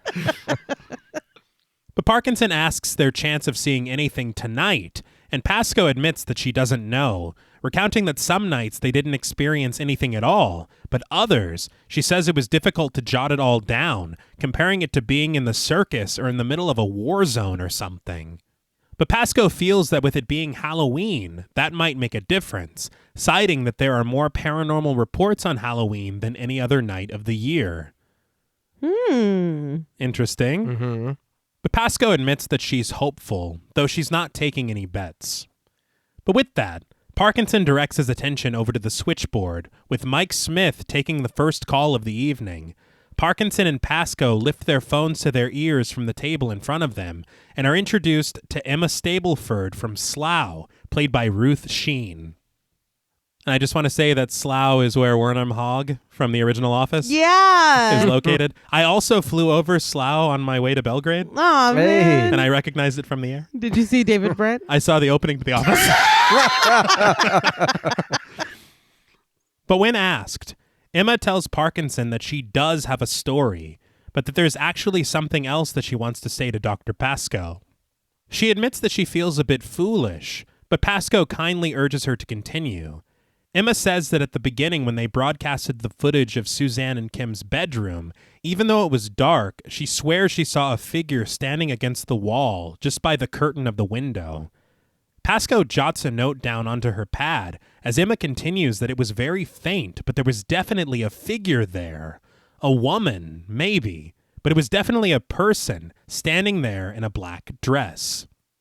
Pascoe is uncertain, considering how many times she's personally examined that piece of film, but Parkinson decides that the best thing to do would be for Emma to find the exact point in the film where she spotted the figure, tell one of their operators, and they'll replay that part exactly for Pascoe to have a better look at it. Before they hang up, Pascoe asks Emma to also give a complete description of what she saw to one of the phone operators, which she agrees to do. The pair hang up, and Parkinson suggests while they search for the tape, they should check in on Sarah. We see Sarah on the monitor, jovially bobbing for apples with the early children, as Smith fills her in on the call that the studio just received from Emma Stableford about a presence in the house. Sarah seems doubtful, having nothing to report herself, except for how useless she is at apple bobbing. That's cute. And I will say I've never bobbed for apples in my life. I've never done that before. But it's not customary to spit the apples back in the water, is it? Because one of those girls did that. See, I don't know what the rules are. Yeah. I'm not going back in. No. I'm honestly kind of afraid to dip my head over a body of water for fear of being drowned, maybe? A body? Well, a bucket, a body, whatever. It's fearful. It didn't work out so well for someone in that project on our Patreon. No. But imagine bobbing and then your teeth sink into teeth marks. Oh. I would never be the same. I'd never be the same. Well, I thought the apple was your prize. And then you eat it. Yeah. That's what I thought. But she was like, and it went back. Well, like, we're limited on apples. We get one round or you're spitting the apple back. But Sarah dips her head for another go, but is interrupted by the sound of knocking. Parkinson and Pasco look on with patient anticipation from the studio as the knocking continues, and Sarah and Mike determine that it's coming from the pantry. Sarah inches her way over when suddenly Craig jumps out wearing a monster mask. I couldn't tell if it was a Sasquatch or a werewolf. It's no Silver Shamrock, I will say that. No, definitely not. But Sarah screams, embarrassed to see that it's only her colleague, and the early children burst out laughing. So I was relieved that the girls were in on it. Yeah. Because I was like, that would just be cruel. But ever since we met him, I knew he was going to be on some bullshit. Yeah. Yeah. He's a little too excited. He's doing too much. Parkinson can't hold back his laughter in the studio, but Pasco sits disappointed as she continues watching the broadcast. Sarah calls Craig a complete and utter beast, which Craig takes in stride, joking that the mask looks worse than her husband. Smith laughs as Sarah wonders if he's the one that set it all up, and Craig throws Smith under the bus immediately, sharing that he made a bet with Smith that he could get Sarah to utter a 4-letter word live on television. He jokes that he almost did with Beast, but not quite, calling Sarah a class act.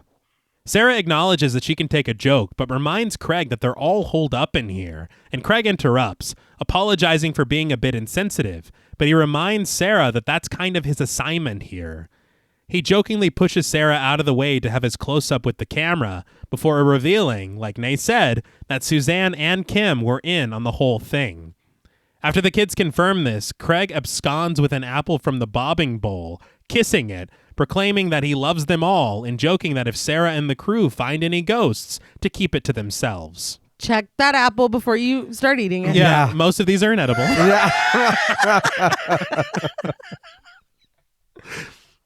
But Sarah suggests that he love them and leave them, and Craig does just that, crunching into his green apple as a mounted camera on the door captures his exit.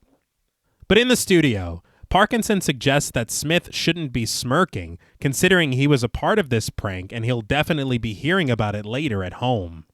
But Parkinson apologizes to Pasco, admitting that one of their producers created this bit of fun just in case they happen to find themselves on a wild ghost hunt, so to speak.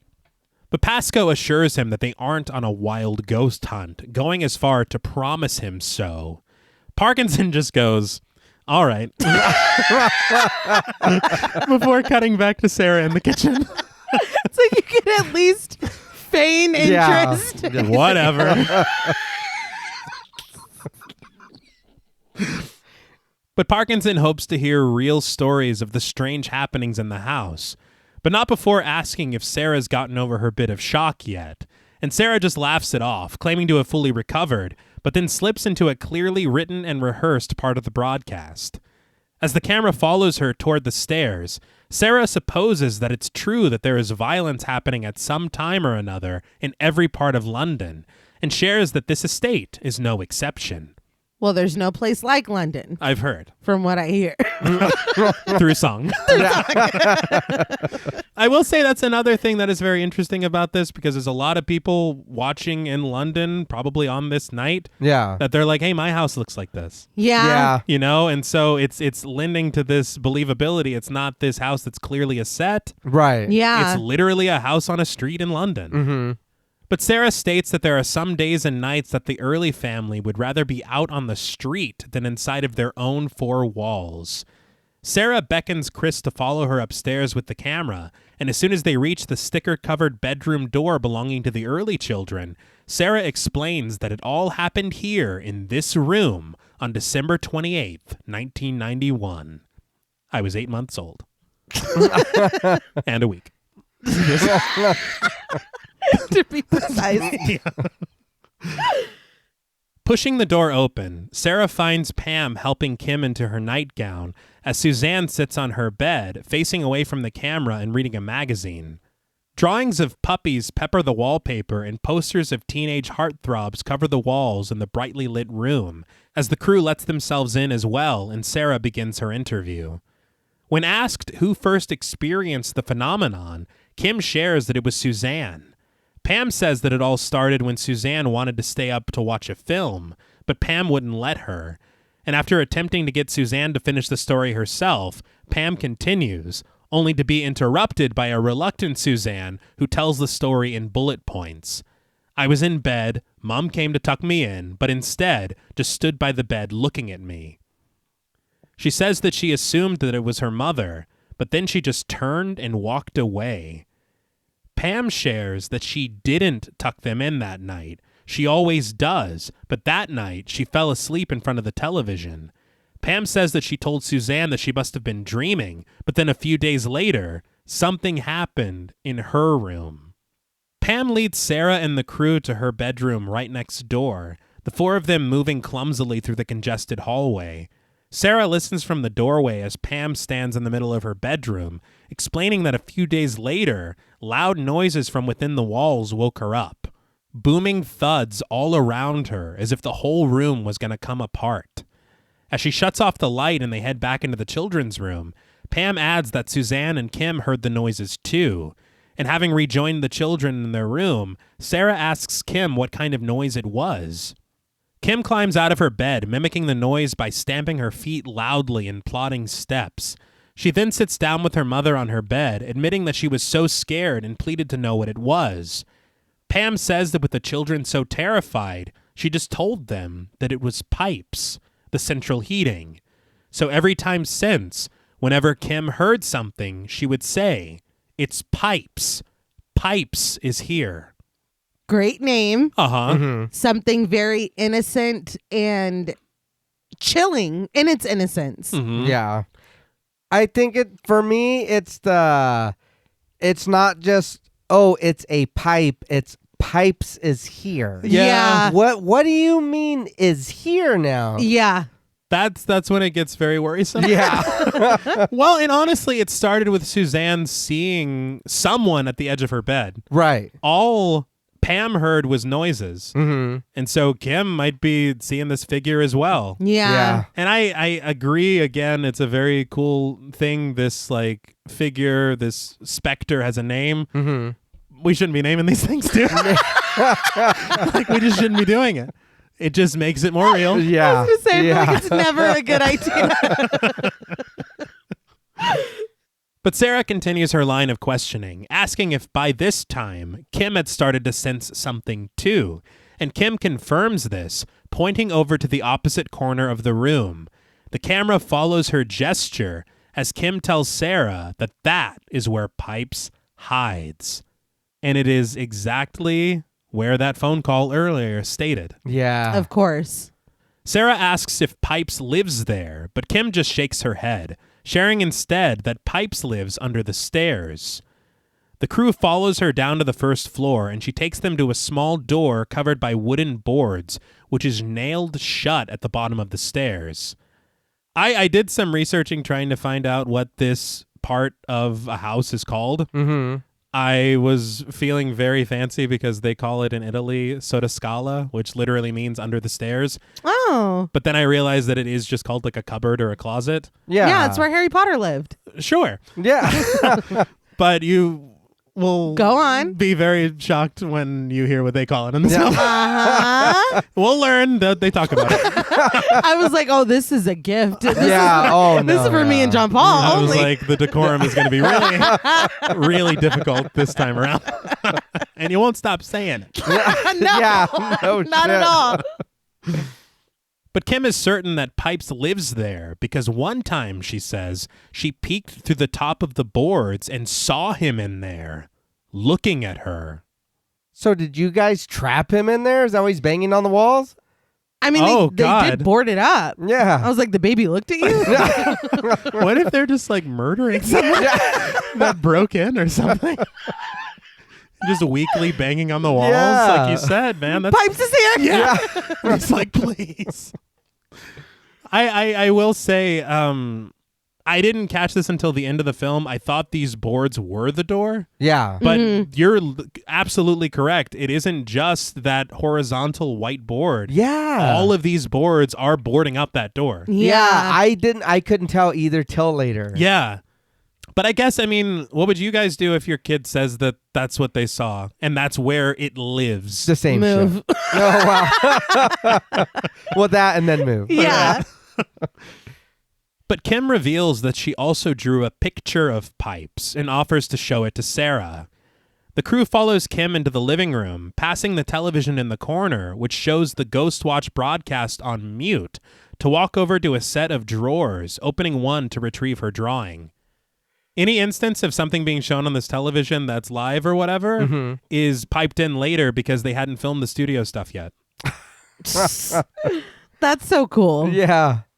But once Kim hands her drawing to Sarah, who sits down in a chair next to the drawers, the camera presses in on it, and there, on the white page, we see the outline of what appears to be a person in a dress with small black buttons lining its center. At the top is a disfigured and wounded face, blood pouring from it, and one eye sealed shut, with the mouth of the figure frozen in a scream. Sarah asks if this is what Pipes looked like, and Kim says yes, he was disgusting. Really disgusting. Pipes is just back there like, oh, you want to draw fucked up pictures of people. Oh, man. See, I can see you through the door.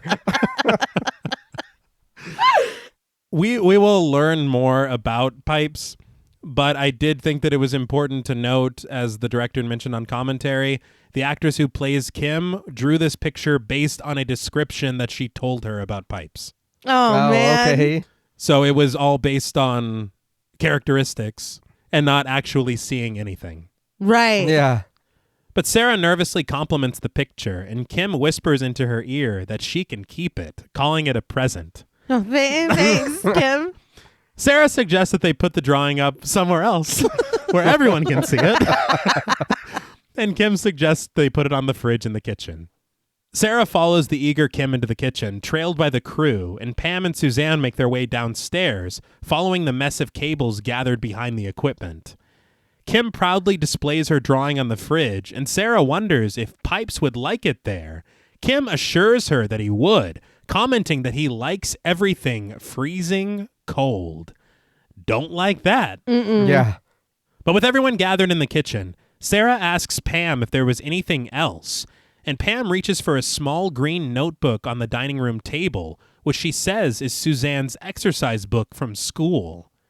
She hands it to Sarah, who flips through it, past colorful drawings and organized tables of information, to suddenly find rough scribbles of writing and what appears to maybe be the drawing of a murder. I don't know. It was fucking frightening.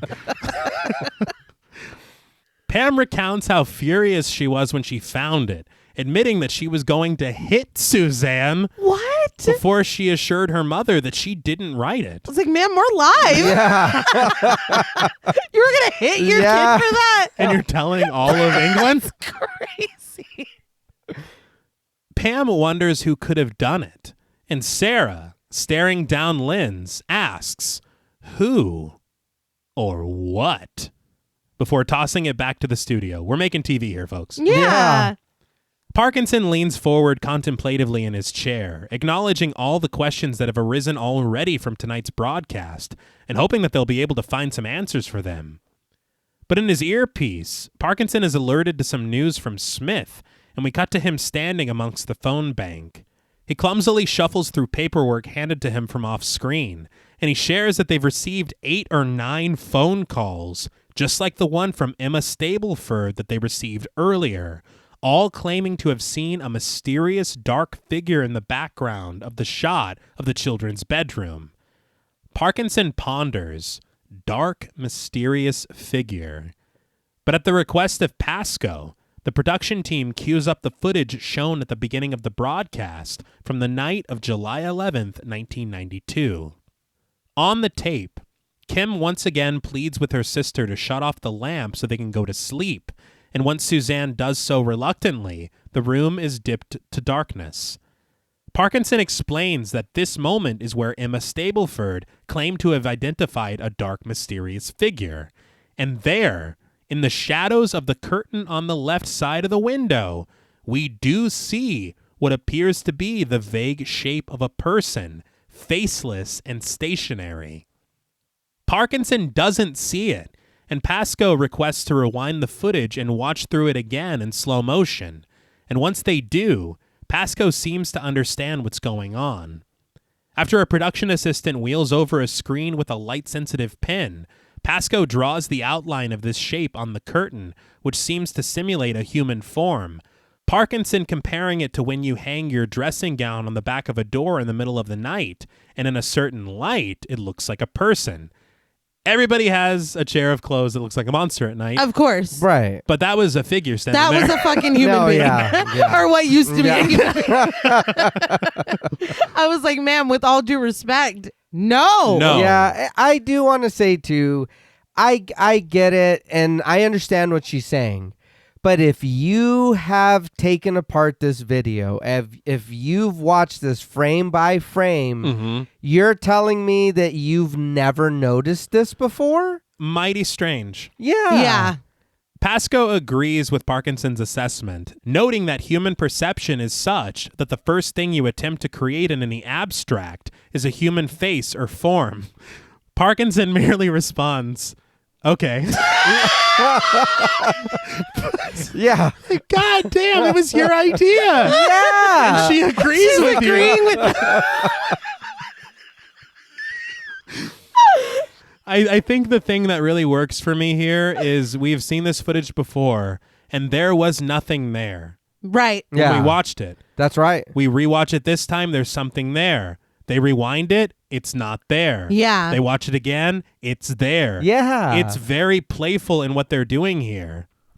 This did make me think of Lake Mungo. Yeah. okay.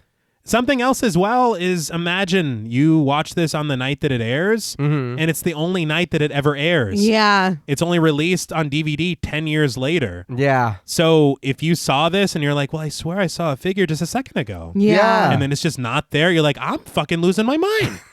And it's not like you can hop on Twitter and be like, did Yeah. y'all see Yeah, that? no shit. That's not happening. Rewind it back. This is Hulu. Yeah. It's like, No, it's not. What is Hulu? What's Twitter? What the hell are you talking? But Parkinson apologizes for disappointing the viewer before suggesting a return to Fox Hill Drive to learn more about the toll that living there has taken on Pam. The large screen wipes from the Ghostwatch logo to live footage of Sarah interviewing Pam while sat in the kitchen. Sarah acknowledges that this has been a nightmare for Pam and asks what the worst moment has been so far. That's a wild question. Yeah. As Right? I was Yes. reading it, I was like, God damn.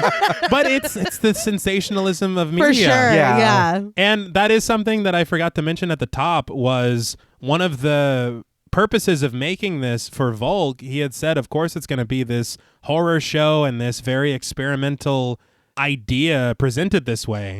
But it's also a satire on media. Yeah. Yeah. And as you watch it, you're like, yeah, it is. But Pam doesn't hesitate to answer this question, suggesting to show Sarah instead of just telling her. Pam stands from her chair and walks Sarah and the crew over to the door at the bottom of the stairs, and Sarah rests her hand on the horizontal board, keeping it shut. Pam explains that her husband, or ex-husband rather, used to develop photographs in his darkroom under the stairs. She notes that this place used to be called a glory hole. A what? What? I didn't write it. It isn't my vernacular. Yeah. I laughed out loud. So is she meaning to tell me All right. that there's pipes In the glory hole? Yeah. That is what she's saying, right? Well, not anymore. It looks like they closed up the door. They put boards over it. But there was pipes. There was. In the glory hole. Yes. Decorum, guys. We're just trying to get We straight. didn't name it. No. I will say it did This make was me merely gifted to us. it made me laugh that she notes that it used to be called the glory hole because she's like, hey, we found out something we can't call it that anymore. No, but we're going to continue to call it that. Yeah. Throughout the entire film. Sarah inquires as to why it's all boarded up, and Chris tilts the camera down the door, Pam explaining that one night last January, she had an idea to find the solicitor's letter regarding her divorce, and when she was inside, it was like someone was keeping the door shut, pushing it from the other side. Pam pushed and shoved, and when she couldn't get out, she started to panic, losing her breath and screaming for her daughters. She says all her daughters could hear was her banging, but all she could hear was Kim screaming, "It's Pipes, Mom! Pipes is here!"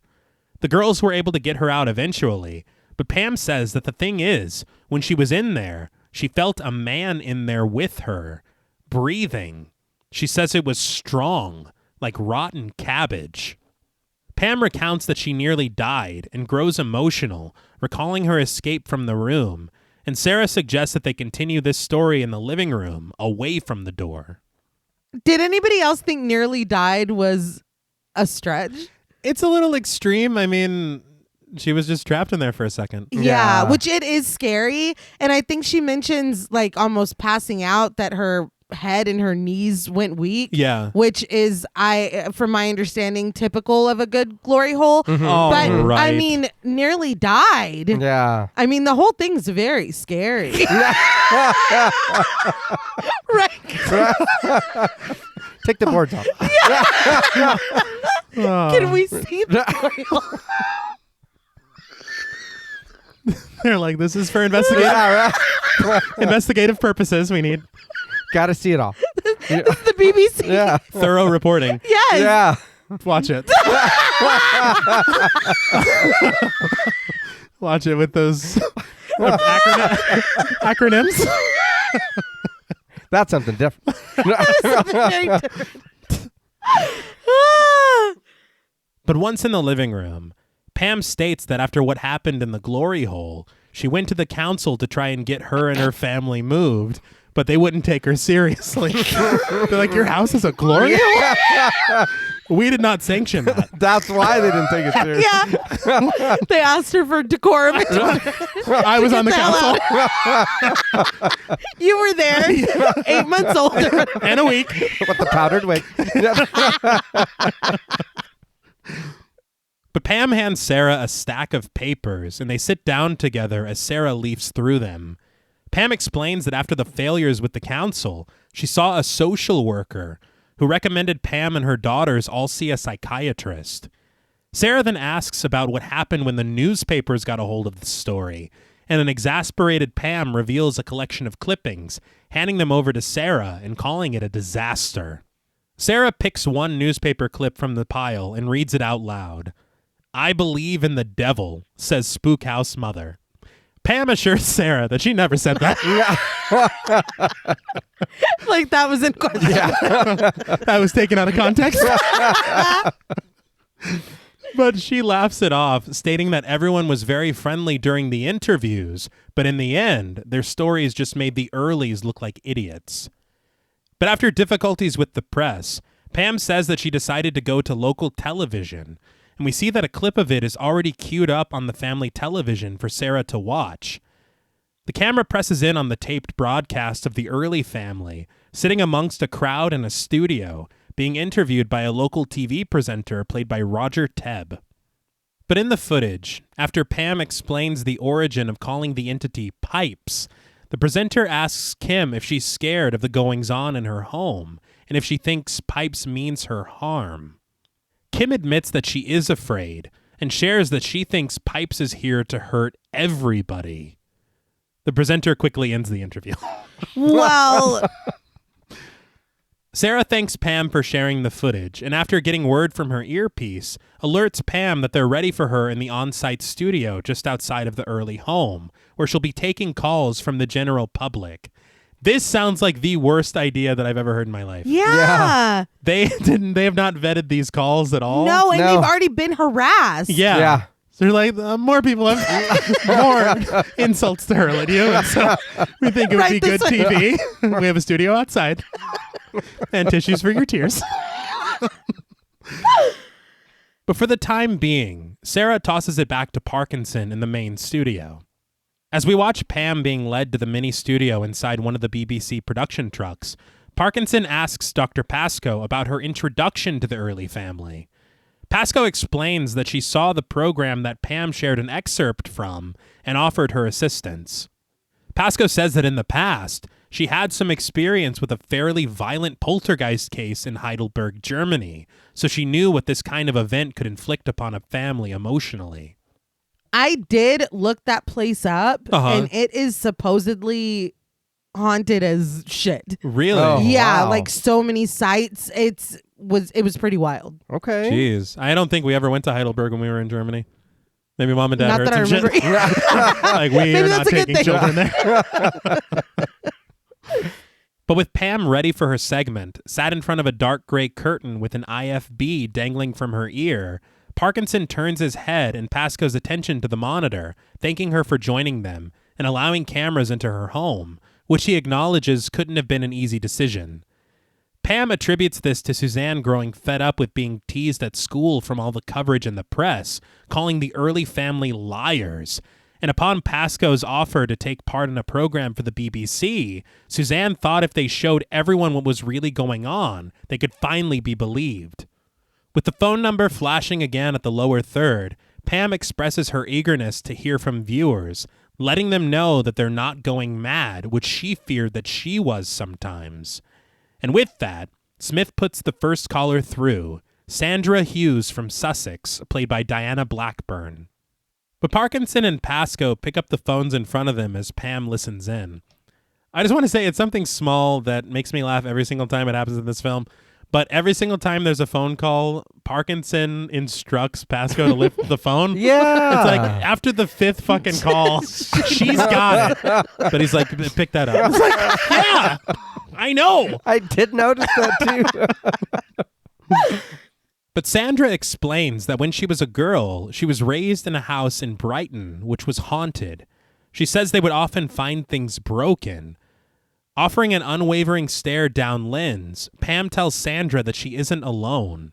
But Sandra continues that it's come out about a boy who died in their house and how it's affected her. And she admits that she didn't realize at the time how much it affected her. When she shares that that's all she really wanted to say, Parkinson kindly thanks her for her call, hanging up. So if that's what the calls are going to be, that's fine. Yeah. Sympathizing and telling their own stories that relate to hers. Right. I was just afraid it was going to be like more of those newspaper headlines. Yeah. Heard you believe in the devil or whatever. It's like, why would they let that through? But Yeah. and they can say anything. They can say, "Oh, I just want to give her some support." That's true. And then she picks up and it's like, "You worship the devil, isn't it?" And then it's like, "No, you know." I don't know. That's Pam. She's like, no, I didn't want this. They misquoted me. I said that. But Parkinson suggests for Pam to stay there in the studio as they wait for more calls to come in, but switches gears to talk about Pascoe's new book, Angels of the Odd, which he shows to the camera. The cover is black and white, a photo over the title, which appears to show the Early sisters cowering on their bed as objects swirl around them. So it was when I saw the cover of this book that I was like, "Oh, we're doing the infield haunting." Yeah. Okay, got it. I was like, this is exciting. Like when those girls were jumping and pretending that... Yeah. Yeah, that. Yeah, no offense. But that picture was fake, dude. I mean, Those were ghosts. Yeah. I think we talked about this when we covered The Conjuring too. we did. Yeah. Along with we don't have any bloody money. that whole bit, yeah. Yeah, I was like, wow. We were- Real tell don't Exposition. show here, but okay. yeah, we talked about it. But Parkinson explains that Pascoe has not only written a book on this case, but she's also made a film, and directs Pascoe's attention to the monitor where they have a clip queued up and asks her to describe what's happening on it. The tape is from July 17th, 1992, a little over a week after the events of the first tape that we were shown. But in this tape, we see Suzanne lying on a table in an examination room, large headphones placed on her ears and ping pong balls placed over her eyes as part of the Gansfeld technique, which deprives Suzanne of her sensory inputs. Pascoe explains that this is when they would hear the voice. And with that, Parkinson suggests that they hear the voice now, and the pair walk across the studio together to a black table where an audio reel sits. Before pressing play, Pascoe assures Parkinson and the viewers that the tape has not been doctored in any way, and Parkinson warns that the tape might be distressing for some viewers of a nervous disposition. Pascoe adds that at one point, they even filled Suzanne's mouth with a colored liquid, placing tape over her lips. Sorry. It's like, are you trying to kill this kid? Yeah. Like we tortured her a little bit. Yeah, we waterboarded her. It's fine. She wasn't making the noise. Jesus Christ. Right, we needed her to do it. Oh my God. But the voice still continued without any change. Okay, cool. It was the tape over her mouth. Yeah. That was- Yeah, I was like, God damn, isn't the liquid enough? Yeah, it's a apparently lot. not. And then we hung her upside down. It's like, what Whoa, the hell? dude. But upon Parkinson's direction, Pascoe presses play. The reels begin to spin, and we immediately hear shattered glass hitting the floor. But instead of Stone Cold Steve Austin, it's it's Kim that we hear, screaming for her mother that Suzanne is coming toward her. Which why the hell is Kim here for this? Yeah. Yeah. That's really improper. Yeah. But everything suddenly goes silent, except for the sound of Suzanne's heavy breathing, Pascoe providing a play-by-play on the tape until suddenly she's interrupted by the sound of low, guttural moans. Pascoe asks whatever is inside of Suzanne, if it can grunt, can it speak? The camera arcs in toward Parkinson and Pascoe as the studio lights begin to dim around them, and we hear a deeper voice on the tape, offering in a labored sing-song rasp. Round and round the garden goes the teddy bear. 1 stone, 2 stone, take her. Pam responds fearfully, but Pascoe begins her line of questioning, asking the spirit its name. With its only response a scratchy grumble, Pascoe asks if it's joking. It then responds in a whisper. Very funny. Pascoe then inquires if the spirit is dead or in heaven. In the studio, however, Pascoe looks away from the reels, clearly reliving this conversation, but behind her, the outline of a figure slowly fades into view, its features hazy and carved out of blue darkness. The spirit on the tape continues to make guttural noises, sharply exhaling indistinctly until Pascoe presses the button to stop the playback. I did not catch this at all. No. Really? No, not at all. My eye was drawn to it because it just suddenly fades in and you're like, oh, that's pipes that we've been talking about. Yeah. He's in the studio? Yeah. And you're like, oh shit. Yeah. What's going on? Right. Because how? Yeah. This entire sequence is very successful for me. Yeah. Yeah, I agree. And it's also very, very reminiscent of the infield haunting. Right. Yeah. I did learn that Guy Playfair, who investigated the infield poltergeist with Maurice Grosse, acted as a consultant on Ghostwatch. That's so cool. Yeah. The tape player thing that we just witnessed was 100% taken from something that he had experienced with the Hodgsons. Huh. So is he the one that synced up those 2 recordings and it was like, help, it won't let me go? That was him? That was Lorraine Warren, Oh. Yeah. who provided us with the remix. Yeah. But he was there. He probably heard half of it. Cool, man. But the thing about it is, like, that is something that in 1992, the Enfield haunting was obviously a well-known story. Right. But so many elements of this film you probably recognized of having been recreated as the Enfield poltergeist in The Conjuring 2. Yeah. So there are a lot of moments of overlap in Ghostwatch and, oddly, The Conjuring 2 because they both took influence from the same haunting. Right. Yeah, that I did. There was a lot. I was like, this feels like The Conjuring for some reason. Yeah. But no, The Conjuring feels like this. Yeah. Yeah. Honestly. Yeah. And even like you look at like the layout of the bedroom, Yeah. small things like that, you're like, wow, this is really borrowing. Yeah. Yeah. Something very interesting. Manning, the director, she had said that they spent 3 to 4 weeks in the studio crafting this tape to get the sound of the ghost's voice right. Uh-huh. And believe it or not, Lesley Manning, the director of the film, provided the voice of Pipes. Oh, Oh, wow. wow. Yeah. Damn, dude. It's scary. Oh, yeah. And I think that's one thing that really gets me because I hear a lot of people that have watched this film outside of 1992, and there are a lot of things that are not as scary as they would have been if you had watched it on that night. Right. But there are so many things about it that still hold up as just kind of chilling Yeah. Yeah. and really unsettling, and I think Pipes' voice is definitely one of them. For Oh, yeah. sure.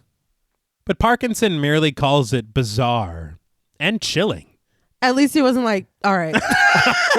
Okay. Well, he seemed a little uninterested still. He did. It's like, next. But Pascoe adds that after forensic scientists at Cambridge got a hold of the recording and compared it to Suzanne's speech patterns, they determined it to be the voices of 2 separate people. Pascoe shares that they even got Suzanne to attempt to imitate this voice on her own, and we see proof of this on video.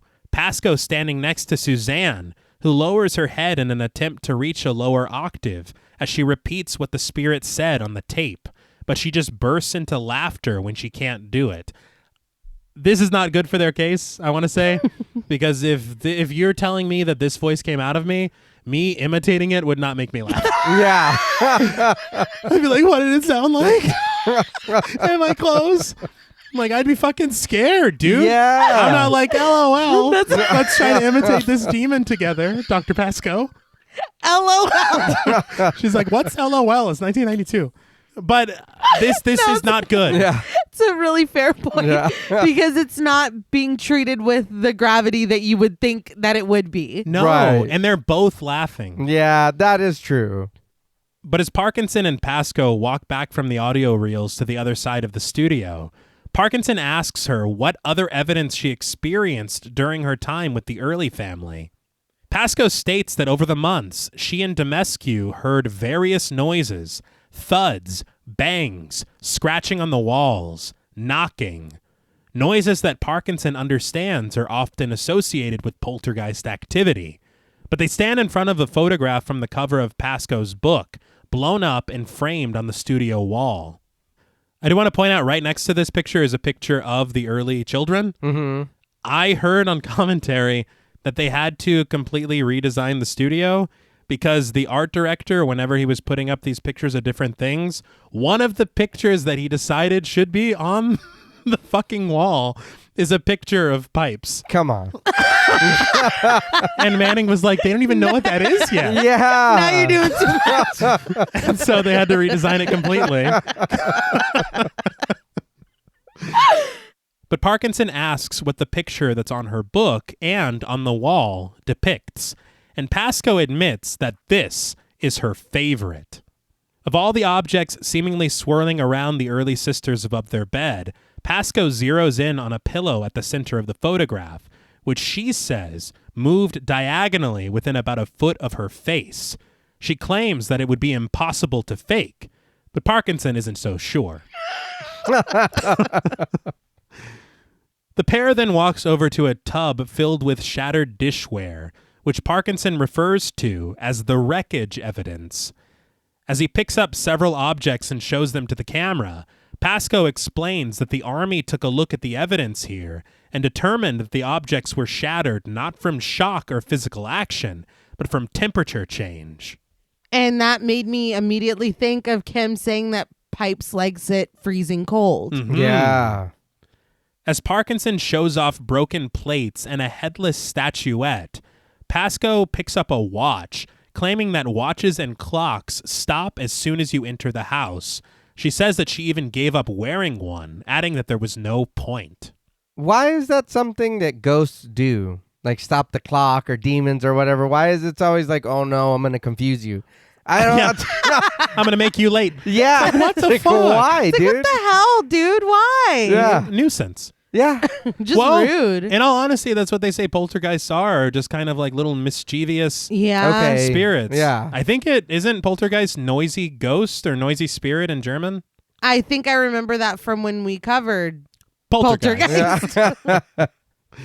But Parkinson chuckles as he reveals a pair of bent spoons from the tub, joking that the early sisters are a couple of Uri Gellers. Or Neos. Yeah. Uh-huh. I don't know. Wasn't out yet, but No. But Pascoe explains that the sisters weren't even in the room when this would happen, and they would just find them in the drawers already bent. Pascoe confirms that she saw this happen many, many times. I just want to say that the tape was the best evidence you had. Mm-hmm. Everything that you're saying now is very possibly faked. Yeah, there's because everything, all the dishes, the spoons, of course, we can bend a spoon. Everything does look kind of just broken, other than that one cup is like melted or something. Yeah. Maybe if we would have got a little more of that, then it would have been like, okay, that's crazy. How did you get anything to that temperature to do that? But everything else just looks like it was broken. You could have just dropped it on the floor. Yeah, and the fact she's like, look, the sisters were not in the room when the spoons were bent. So I'm thinking you saw these spoons get bent. Yeah. She's like, no, we found them in the drawer. It's like, oh, so they're waking up in the middle of the night, Bending the spoons, and going back to bed. I mean, open and shut case. Yeah. But Parkinson, possibly sarcastically, calls this extraordinary.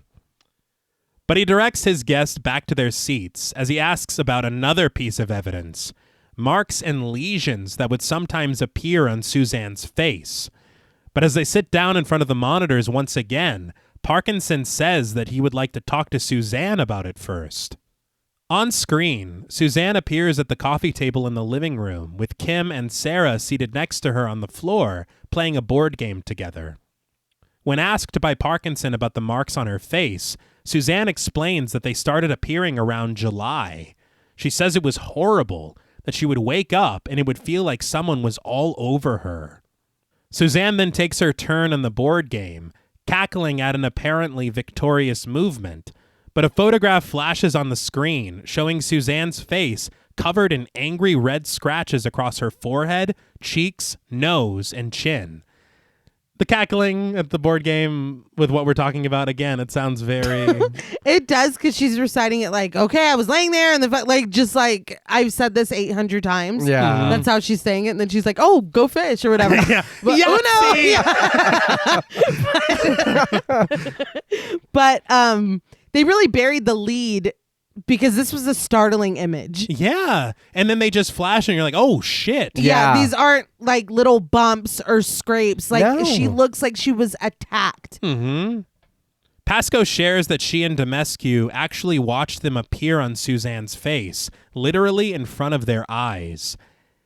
I did want to point out, I don't know if you remember, but there was a TV show called Sightings when we were kids. Yeah. And in 1992, they had an episode on the Sally House, which they also investigated on BuzzFeed Unsolved. Uh-huh. Yeah. But during the broadcast, they were filming everything that was going on in the house, talking with the family about the paranormal goings on. And the father of the family said he just felt something, and he raised up his shirt, and you see these scratch marks appear on his skin and little welts of blood starting to pour. Yeah. And I wondered, it's also 1992, could this be maybe inspired by that episode of Sightings? I could see that for sure. But after showing a photograph of the back of Suzanne's neck, which is also covered in these seemingly supernatural scratches, Parkinson asks Pascoe her theory as to why the activity is centered on Suzanne. Pascoe posits that as a female approaching puberty, Suzanne lends herself to the typical poltergeist focus. Broken family background, directing her anxiety inward until it doesn't have anywhere to go, and then, bam. Yo, you didn't have to throw my business out there like Yeah. that. That's also true. She's like, the girl's a fucking mess. And that's the only thing that Poltergeist like. Parkinson's like, all right, Yeah. Okay. whatever. But Parkinson then seeks a comment from Pam, who still sits in the outside studio, who merely states to Parkinson that there's nothing wrong with Suzanne. She says that even if there was something wrong with her, how would that explain other things like what happened in the glory hole? Won't somebody please Yeah. think of the glory hole? I've been thinking too much about the glory hole. No? But Parkinson seizes on this, noting her disagreement with Pascoe's assessment, and Pascoe herself has to step in to avoid an argument, assuring Pam that she's on her side, but explaining that poltergeist activity is either location-based or person-based, suggesting with an olive branch that it could be both. Parkinson adds that a lot of people would suggest that it's neither. All right. You are suggesting, I think. And when Pascoe retorts that a lot of people used to suggest that we'd never walk on the moon, Parkinson just goes, all right. This dude, man. And he presses on to the next segment. I think I'm like, wouldn't it make sense to have a more impartial host because this dude is like, Yeah. very like, I don't know, just disengaging. It does seem at times like he's just uninterested. He's just like, Yeah. all right. Sure. Yeah. Let's keep this train going. But staring down Lens, Parkinson suggests that in order to avoid an accusation of bias, he'd like to bring in Dr. Emilio Silvestri into the conversation, a former member of the Skeptic Society, SciCop, the Committee for Scientific Investigation for Claims of the Paranormal. Yeah, I wonder what stance this guy's going to take. Yeah.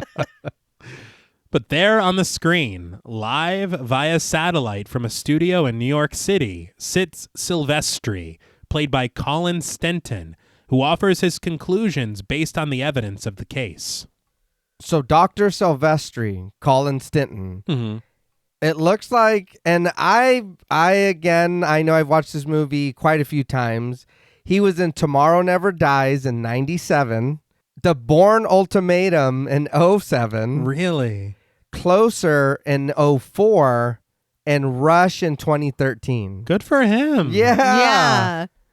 Silvestri states that it's obvious that everything on the video that he's seen could absolutely be faked, and the floating objects in the bedroom could have been placed on wires. When Pascoe asks about the marks on Suzanne's face, Silvestri offers that she could have just scratched herself with her fingernails. Pascoe insists that Suzanne isn't lying and pleads with Silvestri to believe her, which Silvestri would love to do, as he says, as much as he'd love to believe he's going to heaven, but that doesn't make it a scientific fact. Damn, dude. Yeah. It's like, fuck, it's a little personal as well. It's like I've made a lot of mistakes. Yeah, I got him. What's funny to me is that when he says this, Parkinson puts his hand over his mouth like, ooh.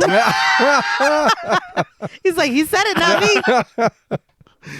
But Pascoe continues that belief in something makes it part of the human experience, which is what is being studied here. Silvestri accepts this, but still doesn't find this evidence to be measurable or provable. He states that for decades, parapsychologists have been trying to prove their loony theories in laboratory conditions and can't. Pascoe admits that this is where they've gone wrong, suggesting things like falling in love and poetic inspiration are also unprovable under laboratory conditions and are only provable once taken out of the lab and into real life, which is what they're trying to do tonight. Silvestri does a poor job of hiding his smirk, as Pascoe continues that the early family are not being deceptive. They're in trauma and have no reason to lie. She says that they're going through something similar as people who experience murder bereavements and plane crashes, and the only difference is that nobody says that they don't believe in plane crashes. Silvestri adds that also, most people don't believe that we come back from plane crashes either. All right, man. Yeah, I know. I'm like, this guy's an asshole. He is. Yeah. And it's so funny to me because I was like, well, that photograph is probably faked or whatever. But after seeing this dude, I'm like, no, fucking, it's all real. Yeah. Every bit of it's real. Yeah. I know I showed you guys, but listening to this man, I don't know. Obviously, he is an actor. Uh-huh. You know what I mean? His voice, the Jeff Goldblum impression was like off the charts. I did not even clock it at all. Neither did Yeah. I. Until you said something, and from the first word he says, it's Jeff Goldblum. I don't understand. It's crazy. I was like, who put you up to this? It is uncanny. It's crazy because it's like everything he says. I was like, and babe, you said it earlier because we talked about it before we sat down. But if you close your eyes, Yeah. you couldn't tell the difference. He even has the yeah, no, it's like, wild. everything. It's unbelievable. But Pasco is fed up, telling Silvestri that he also has a belief system, blanket denial, and that he only jokes because he's afraid of facing the unknown. Silvestri just laughs this off, commenting that Pasco would be better suited selling crystals on Venice Beach and has no business calling herself a scientist. That's just fucking mean. Yeah, these are just like insults at this point, and Yeah. Parkinson's like just sitting there. He's like, all right. Covering his mouth. Yeah. Like, God damn. Giggling. But Parkinson finally cuts the interview short, thanking Silvestri for his time and inviting him to chime in as the events of the evening continue. I was also like, how long is he going to let this go on? Yeah. Because this dude's just insulting this doctor. He Yeah, is, he is. but he's also saying everything that Parkinson has been thinking all Yeah, night, yeah. just in a harsher package. Yeah. He's like, let him cook. One thing that really surprised me that I heard on commentary, Volk said that after the film was broadcast, the parapsychologist community was furious with the character of Dr. Pasco. They thought that she was poorly written and wasn't a good representation of parapsychologists. What? Wow. Which I don't understand that at all. Yeah. Because I feel like everything that she says is kind of what I would imagine a parapsychologist to say. Right. Keeping this open mind to the supernatural, taking up for the people who are suffering through supernatural events. Yeah. Defending her beliefs against a skeptic. I don't see what at any part is wrong. Huh. Yeah. Maybe she wasn't pushy enough or like kind of like defending more. I don't don't know. I don't know either. But Pasco vents her frustrations that psychop people have nothing to do with parapsychology and are just a sign of the times, the last of the materialists, like the last of the dinosaurs, and times are changing. Okay, Bob Dylan. Mhm. Parkinson chuckles that Silvestri really got to Pasco, and Pasco unconvincingly insists that he didn't. Why would he say that? He's like, damn. But he let you have it. He's just stirring the pot. Yikes. I wouldn't let anybody talk to me like that, but But let's go back to... couldn't be me. So what's going on at the house? But Parkinson returns to the early living room, checking in on Sarah and the children as they continue to play their board game. Sarah shares that it's been quiet in the house now, perhaps too quiet. But she also reveals that Suzanne turned off the interview with Silvestri, having had enough of his commentary. Yeah, I don't blame her. Yeah. Almost to herself, Suzanne mutters, "He's not here. What does he know?" But in the meantime, Parkinson suggests that Sarah tell her ghost story from earlier, the one that she had hinted at during her introduction on the broadcast. As the girls continue playing the game behind her, Sarah tells her tale. A couple of months ago, Sarah says, she and Smith were staying at a friend's home, a beautiful 15th or 16th century home in the Cotswolds. One night, Sarah claims, she was woken up to the sound of harpsichord music, but it was almost like a noise coming into her dream. But after she woke up and tried to go back to sleep, she says that she saw the face of an Indian woman with her hair pulled back and kohl around her eyes, which were moving side to side like an Indian dancing. The camera presses in on Sarah as she continues that the woman's eyes then lifted up and rolled back until they were white, until they disappeared entirely. Parkinson listens in, as does Smith, with his hand pressed to his earpiece and a slight smile on his face.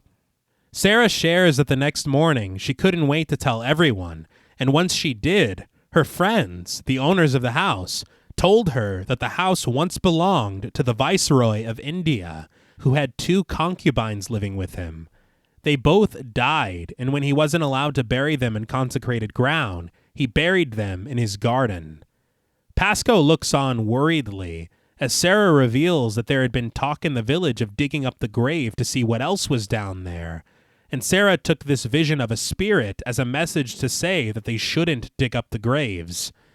After Sarah learned that the excavation plans had been scrapped, she returned to the upstairs bedroom and told the spirits not to worry, that nothing was going to happen, and she says from that moment on, it's as if the atmosphere changed entirely. She then says that though he wouldn't admit it, Smith was a bit scared the next night, but nothing happened after that. And even so, Sarah insists that there was nothing scary about it at all. The music and the vision, she says, were very beautiful. She explains that this is why she wanted to take part in this program, because it's intriguing. But Sarah is interrupted by Kim's small hand on her shoulder, asking to be taken upstairs to go to sleep as it's past her bedtime. So first of all, when Sarah says program, you can hear the extra M and E. Secondly, yeah, this is something completely different. Yeah. This felt like a message, or, it wasn't hostile. Right.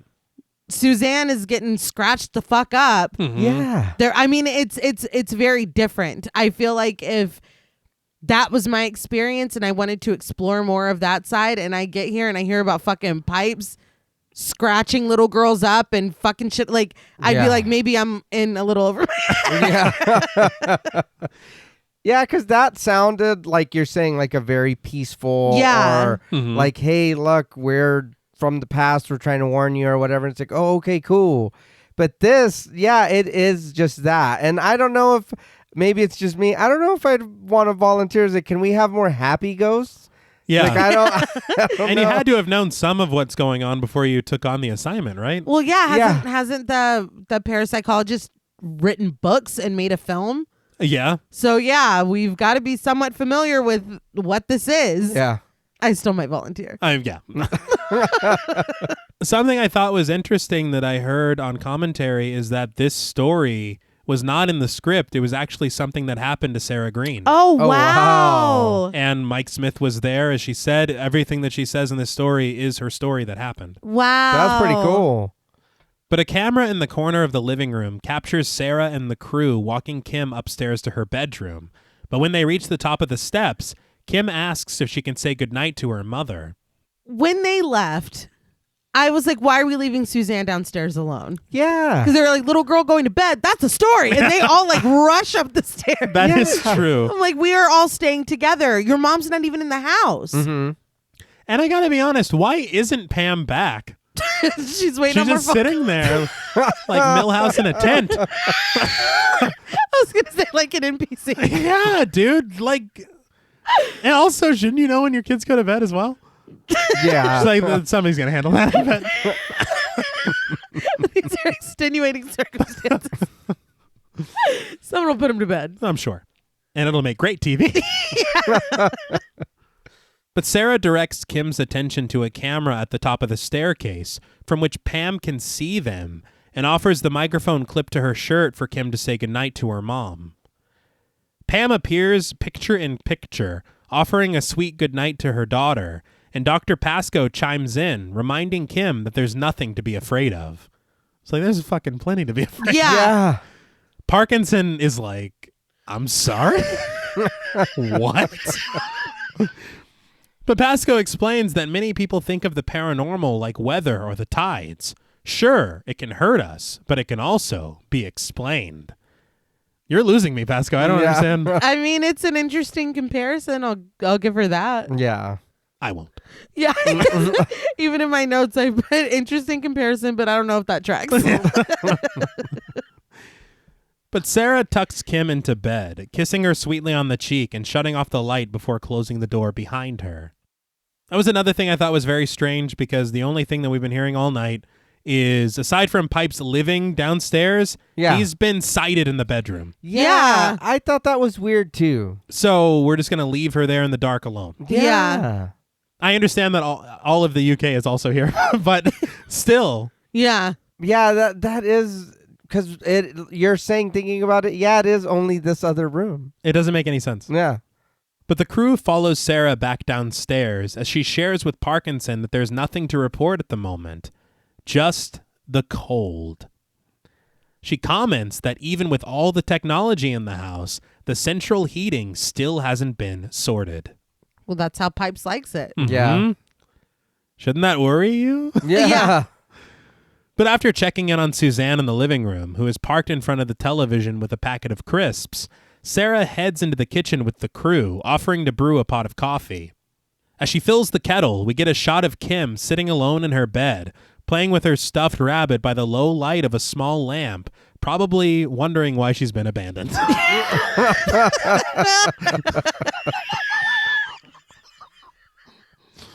Kim is brave as hell. Yeah. But I love when a kid is like, I've had my fill and I'm going to bed. Regardless of what else is going on. She's like, I need time to play and then, wind down. But Sarah remarks that she would almost feel happier if something was actually happening, admitting that it's eerier waiting around for something to happen.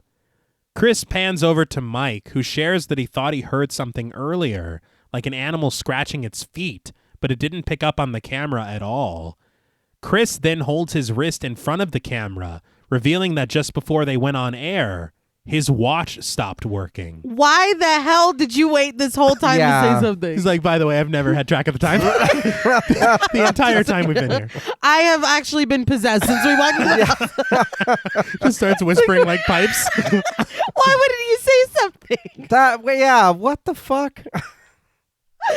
Pasco, referencing what she mentioned earlier, says that this is par for the course. Parkinson suggests that they don't scare themselves, and Sarah just laughs it off as she makes instant coffee for the crew, commenting that it's what they're being paid for. But after noticing Suzanne standing in the doorway of the kitchen, Sarah invites her to give them a hand, asking if she wants a cup of tea or coffee, but Suzanne just settles for juice from the fridge. Sarah hands her a glass, and Suzanne hands Sarah the milk for the coffee, but Suzanne lights up when she notices her mother on a monitor resting on the microwave. They exchange pleasantries, checking in on each other, and Parkinson takes it upon himself to cut to a pre-taped ghost story from a viewer who asked to conceal his identity. And this kind of moment of nothing happening, Sarah just making coffee, her getting her the milk, it does feel authentic. Yeah. Because it's not like, oh, we put Kim to bed and we go to the kitchen. Oh, it's a ghost in the kitchen. Like, it's like, no, we're waiting around. Like, that's realistic. Mm-hmm. Yeah. Something very interesting about these cutaways to people telling their ghost stories. Yeah. I think it happens 2 or 3 times in the film, but these are all actually real people telling their real ghost stories. Oh, Okay. wow. The people in the footage were introduced to the filmmakers by Maurice Grosse, who investigated the Enfield poltergeist. Oh, wow. That's really cool. And this story is a lot. Oh, yeah. Yeah, I think something else is going on. This story stinks. But the screen wipes to a shot of an anonymous man sat in front of a gray curtain with his face blurred as he tells his tale. He tells a story of a disgusting spirit who in earlier days started off as something playful, removing duvet covers and things like this, but eventually graduated to spitting on food, ruining the meals of the anonymous man and his half-sister. He says he then found saliva on his doorstep, and when he attempted to confront the spirit, or whatever it was, he found saliva suddenly appearing on his shoes. A short while after, the man admits that it's disgusting. But they found excrement smeared all over the cupboard in the bathroom, He says that it was really horrible. Yeah, I bet that was a really shitty day. But No he shit. also says, he also was like, no, this has happened before, but not like this. I was like, wait, what? What are you talking about? I'm sorry, dude. Somebody is shitting in your house. Yeah. I hate to break it to you this way. 32 years later. Yeah. Are you inviting a black and white clown? Oh, God. That would explain Yes. it. But also, he was like talking about the duvet being pulled off and how they were playing and laughing about it. Would that be like just happy fun time for y'all? Because that would scare the shit out of me. No. Well, I was thinking about Poltergeist when they were like treating the kitchen like a ride. Yeah. Like, no, sit here and a ghost will push you to that square. It's like, That's right. wee. It's like, no, this is the scariest shit I've ever seen in my fucking life. Good point. Y'all are gonna get too comfortable. Well, the ghost is like, well, if you like this, check this out. Starts fucking spitting and shitting. It's like, the cover was okay. Yeah. That was fine. This is completely different. It's just gross. Yeah. I draw the line at bodily. Yeah. How does a ghost have spit? None of this happened, dude. I don't mean to be mean, but I have belief in the supernatural, but this story was too much for me. It's just him doing it. Somebody. Art the Clown. Yeah, it's art. How was a ghost shitting? I'm sorry. Vampires don't even shit, dude. Oh, yeah. And they're walking around. That is true. The Parkinson moves on without comment at all. Moving from someone who believes in ghosts to someone who isn't quite sure. Craig Charles. Craig, full of energy, stands outside of the house, jovial and jokey as ever, but followed by the cameraman, breaks into a jog down the street to have a chat with one of the Early's neighbors. After expressing his disdain for Halloween for various reasons, including children dressed up as the devil, which will come up later, Craig walks with his cameraman down the dark and empty drive to find Yvonne Etherly standing in front of a playground surrounded by neighbors. Yvonne, played by Linda Broughton, explains that she and her family live across from Pam, and one night in the past, they heard a lot of banging, and when they looked outside, they saw the top window of the Early house smashed, and the Early family in the garden crying. Yvonne took them in and made them some tea, and since then, the Earlys have since come to the Etherlys' home whenever they need to. And this, again, feels reminiscent of the Hodgsons, Yeah. with the same thing with their neighbors. Mm-hmm. Yeah, when the crooked man followed him over there or whatever. Oh, yeah. Yeah, which is fucking wild. Like, He's like, I'm not done. dude, if the ghost can do that, we lost. I don't understand what's left to do. Just let him have the house.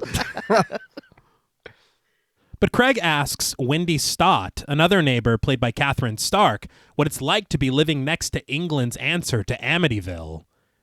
Wendy doesn't find this funny, describing some of the odd and terrible happenings, including, but not limited to, the disappearance of a young girl called Judy Wayland and a couple of stabbings, including a 5-year-old victim.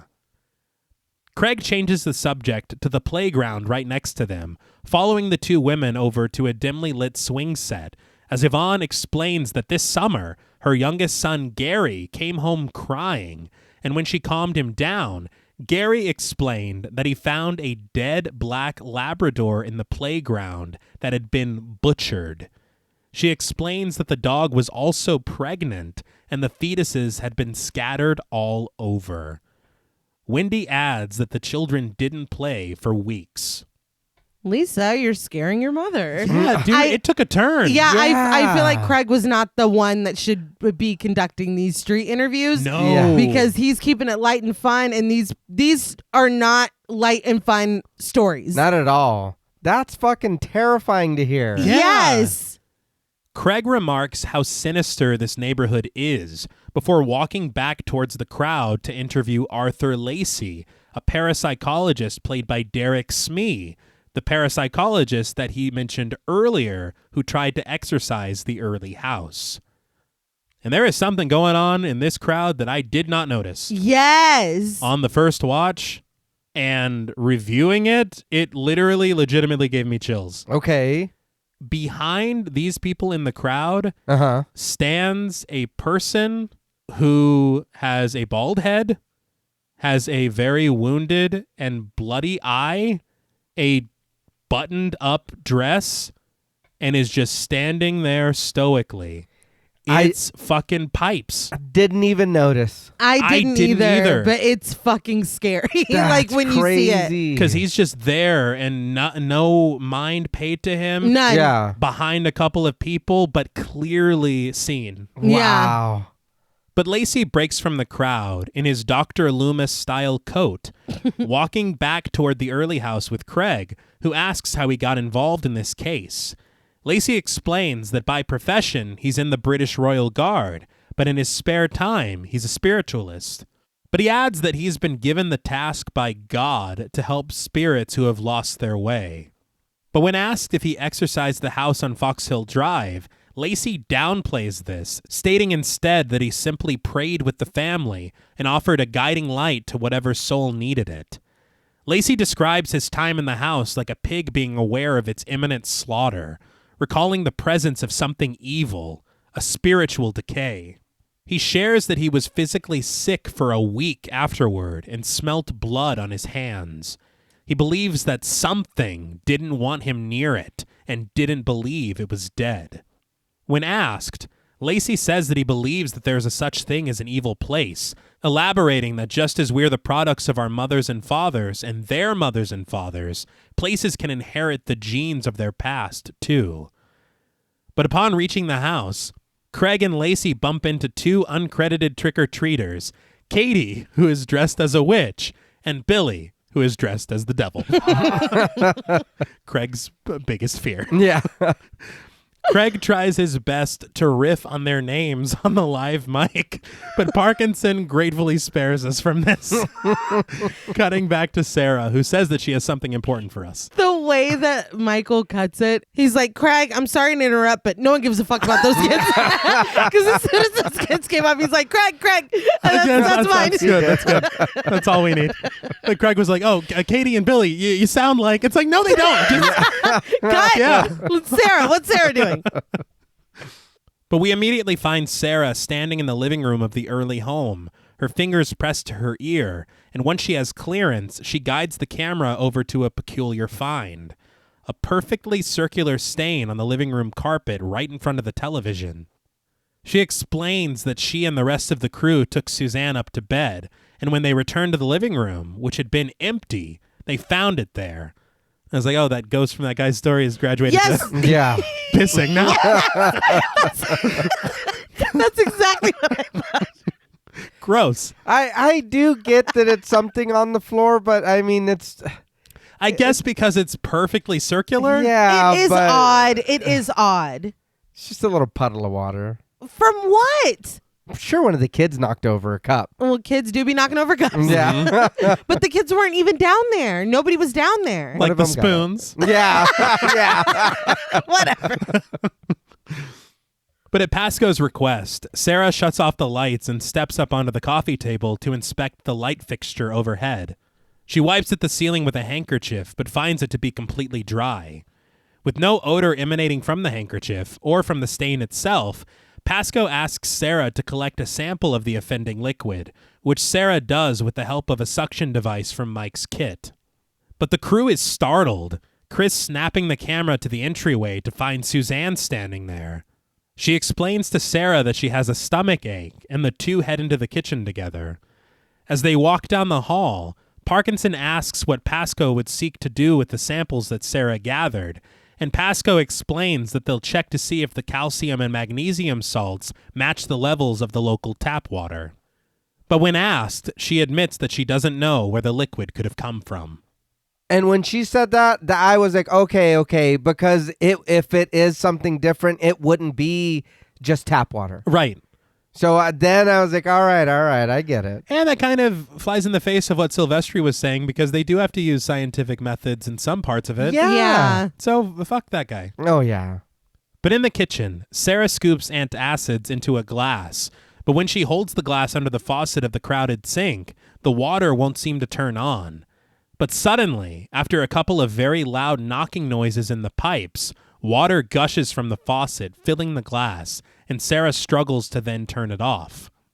She jokes that she's been soaked, and the camera follows her in a panning shot as she hands the glass to Suzanne, who stands on the other side of the kitchen island, before Sarah guides her back upstairs.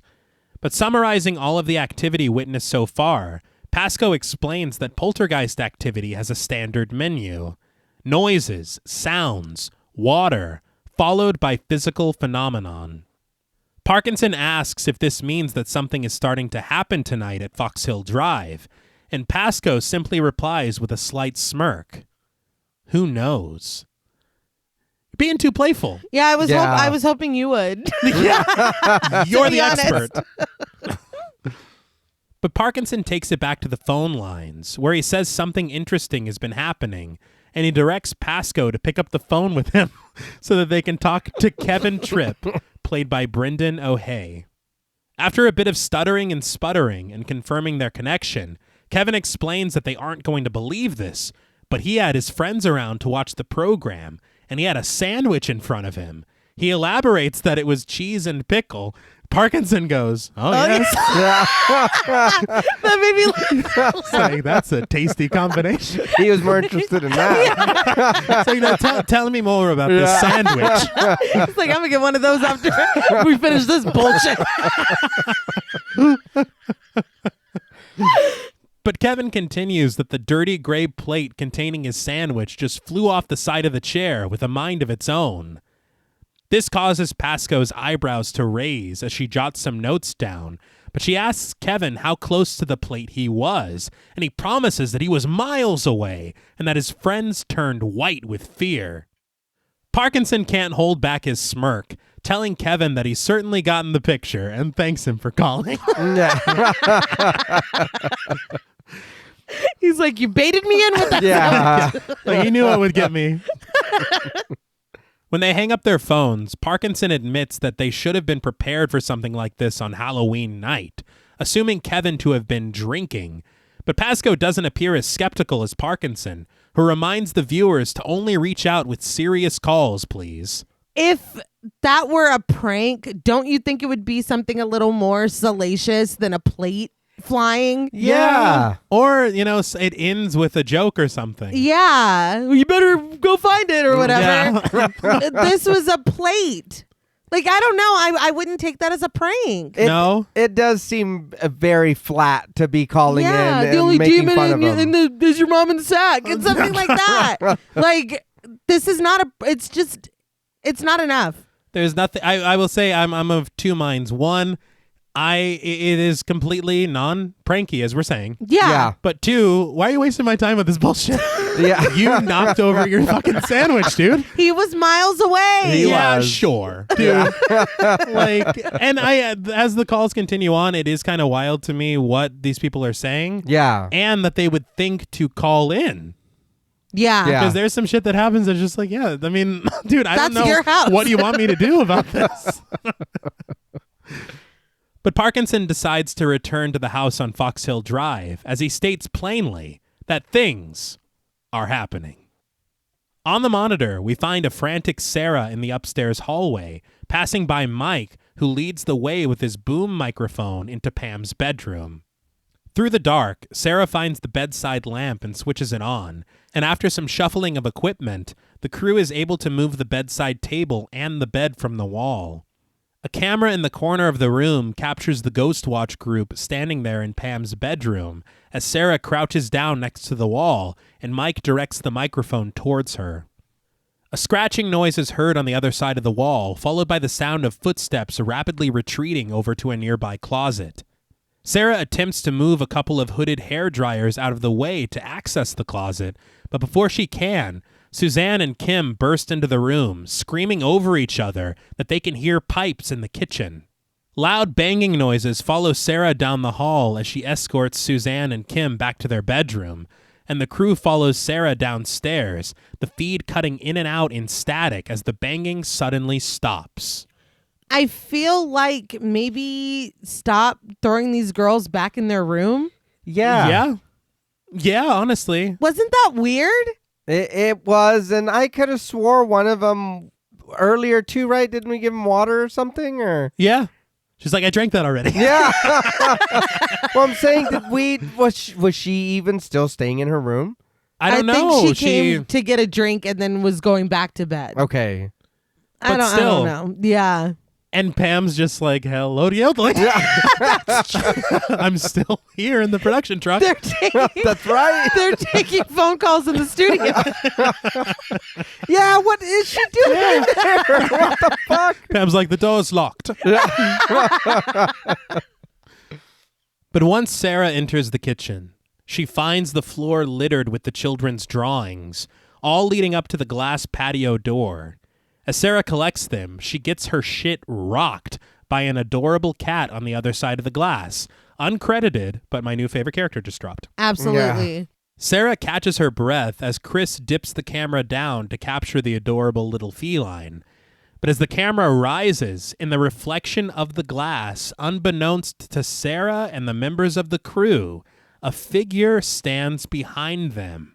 His body covered in a buttoned-up gown and his bald head spattered with blood. Unsure what to do, Sarah consults the crew, but Mike shushes her when he begins to pick up a high-pitched frequency on the microphone. I will say, by the time they pan back, there's nothing in that glass window. Yeah.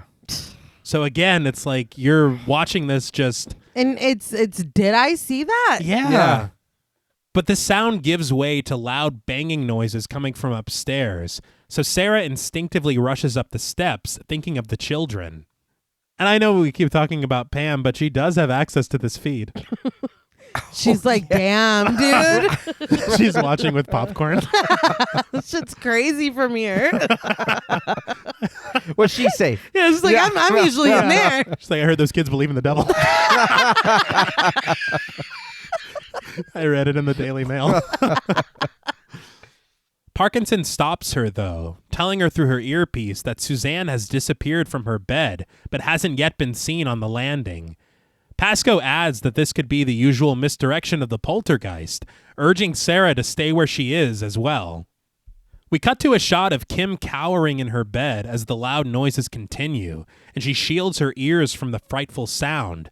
But Pascoe urges the control room to switch cameras back to the landing, and after a few mistakes, the proper angle returns into view, capturing the empty hall.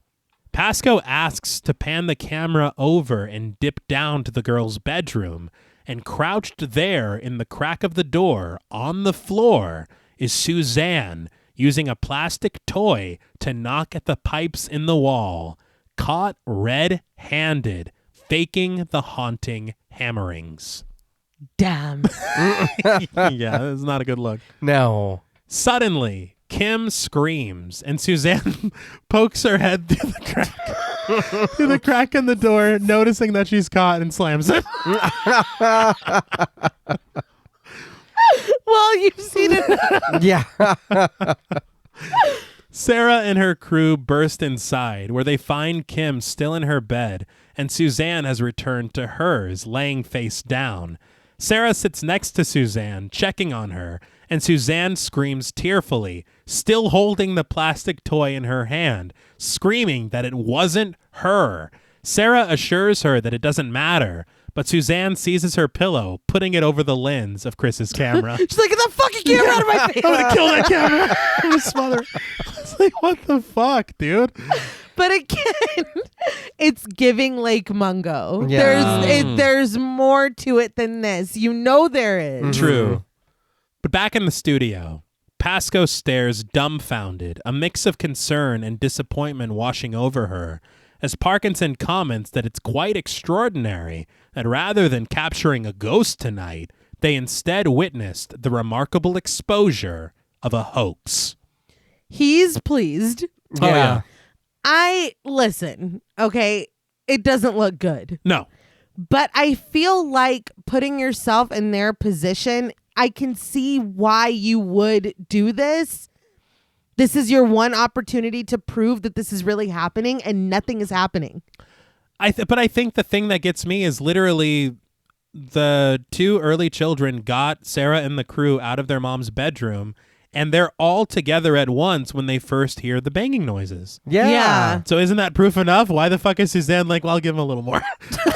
Well, because it stopped. But it was right there, clearly. It was, but it stopped. Yeah, but that is true. We did get even if it was 3 seconds of noise, Yeah. none of us did that. She's No. like, nah, Pipes, get your ass up, dude. That's not enough. I think what would work maybe a little bit better is if the girls claim to have heard the noise. We don't, and neither does the crew. Yeah. The crew gets downstairs, the noise reappear, and now we have this scene. Yeah. Well, honestly, it would work too when they leave to take Kim to bed and they leave Suzanne alone. Oh, yeah. Yeah. That's true. But Pasco isn't so sure that it's a hoax, and she tries her best to explain it away as part of the process of a supernatural event, calling it the fakery stage, insisting that the children feel responsible to give the viewers what they want. Pasco then becomes flustered, and Parkinson understands that after 8 months of commitment, it's only right for her to be upset about being duped. But Pasco swears that she would admit if she had been duped, urging Parkinson not to be so simplistic, recounting this as one singular event among many events that she's experienced firsthand that without question were supernatural. She asks Parkinson not to get sidetracked, pondering that there could be some explanation for this, wondering if it's some kind of invocation of genuine phenomena. But Parkinson, instead of getting carried away with all that, suggests that they get a proper explanation from Suzanne herself. On the monitor, we see Sarah leading Kim and a tearful Suzanne into the kitchen, fetching her another glass of water. Suzanne leans against the island, pressing her shaking fingers to her forehead and asking for her mother. But Parkinson has no time for this, however. He immediately launches into a line of questioning. He asks Suzanne if she put the writing in the school book, and what about the noises in the wall? Suzanne lowers her head, tears streaming down her cheeks as she insists that she doesn't want to talk about it. It's like, give her a minute, dude. Yeah. It just happened. He's Yeah. like, lying's thirsty work, huh? He's like, please. Well, that lying got you dried up. That's fucking Not Chris Hansen. I was like, you're doing too much. She's a child. Yeah. And I'm like, what a humiliating thing to get caught lying in that way. And then it made me think of that hot air balloon kid. Oh, No, no. fuck. Yeah. God damn, that was crazy, It's dude. Yeah. humiliating. Kim rubs her sister's back soothingly as Parkinson asks about the scratches on Suzanne's face. The camera presses in on her as she raises her head, greeting Pam as she enters the house and steps into the kitchen to embrace her shaken daughter. She's like, what's all this then? It's like, Mom, where have you? As Pam holds her daughter, Pasco asks softly why Suzanne did this, and Suzanne sobs that she did it to show them. But Pasco insists that she didn't have to do this at all. Pam turns to face the camera while cradling her daughter, telling the viewers and the interviewers that it's all a mistake. Suzanne doesn't know what she's doing. But Suzanne cries that she thought everyone would leave if she didn't do it, that all her family was noises to them. Pasco asks if she lied to make them stay, to which Suzanne whimpers, sometimes. She screams that she just gave them what they wanted, but Pam shushes her, and Kim yells for Suzanne to stop it before storming out of the room and back up the stairs. Parkinson tells Pam that her daughter just admitted that the entire thing was a deliberate fraud, which no, she didn't. Yeah. No, that didn't happen. You're taking some liberties, dude. Yeah. I just think that he doesn't believe any of that. Exactly. No. He's like, there you have it. The whole show. He's just like, no, fuck, it's not real. Pam argues that Dr. Pasco herself has experienced things in this house, just as she has. And against any word to the contrary from Parkinson, Pam reiterates that she and her family are telling the truth. As Pam exits the kitchen with her daughters, the camera pans over to a somber Sarah who stands forlorn by the sink.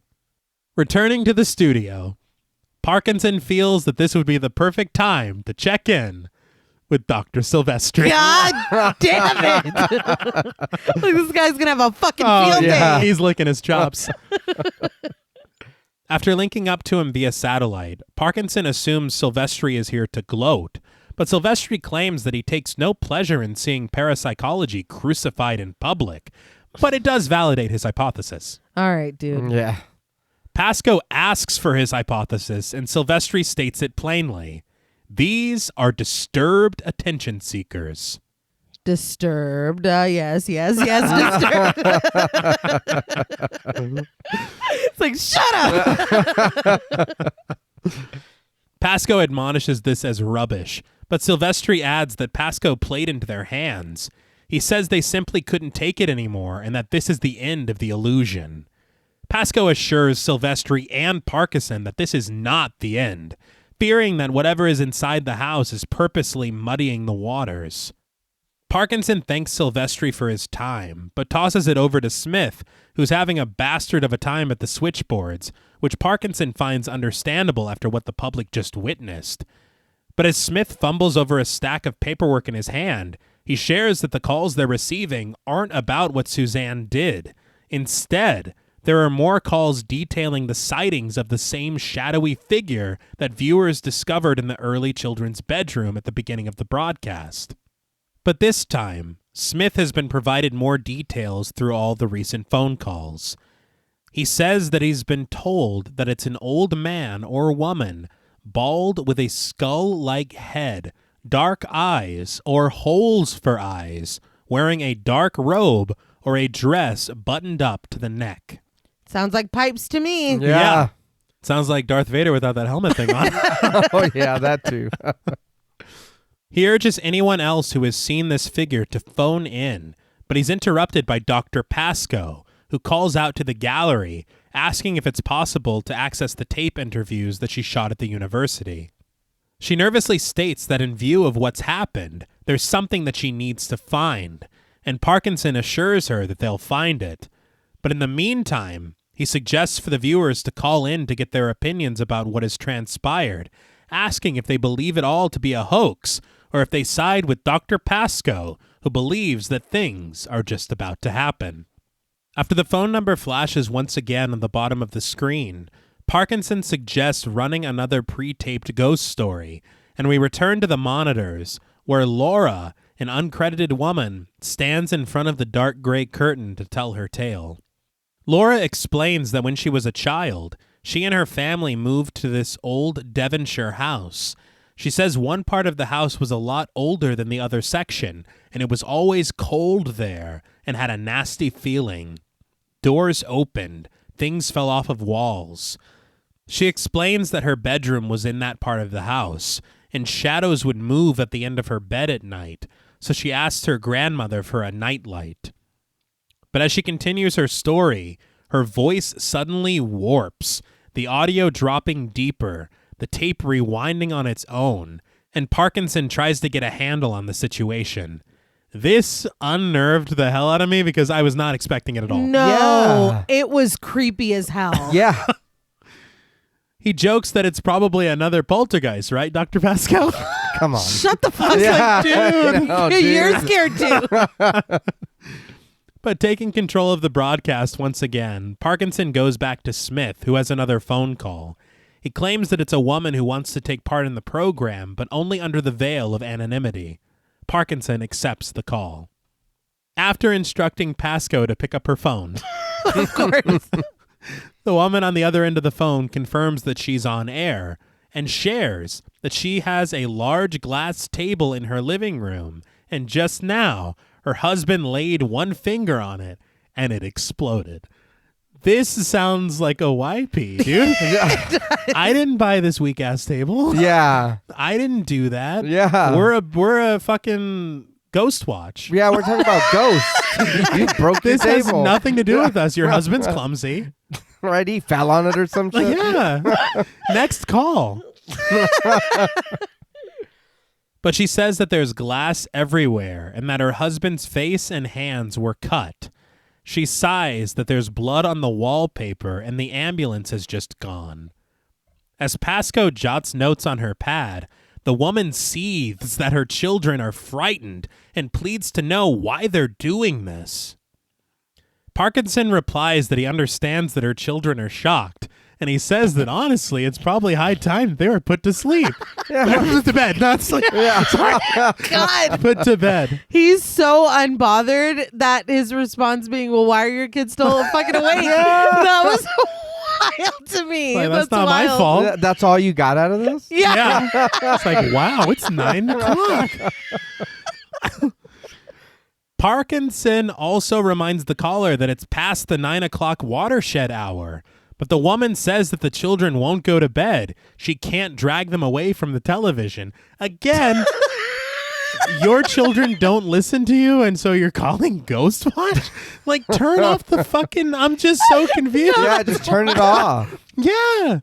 But the caller reveals that all the clocks in the house won't go past 9:30. He's like, that's still late enough for your kids to Yeah. I said 9. But Pasco inquires if all the clocks have stopped. But the woman says that she doesn't know, repeating that her children won't move away from the TV, before being reduced to tears, commenting once again that there's blood all over the wallpaper. He's like, am I supposed to go clean it? Yeah. Or like, It's like, thanks for calling.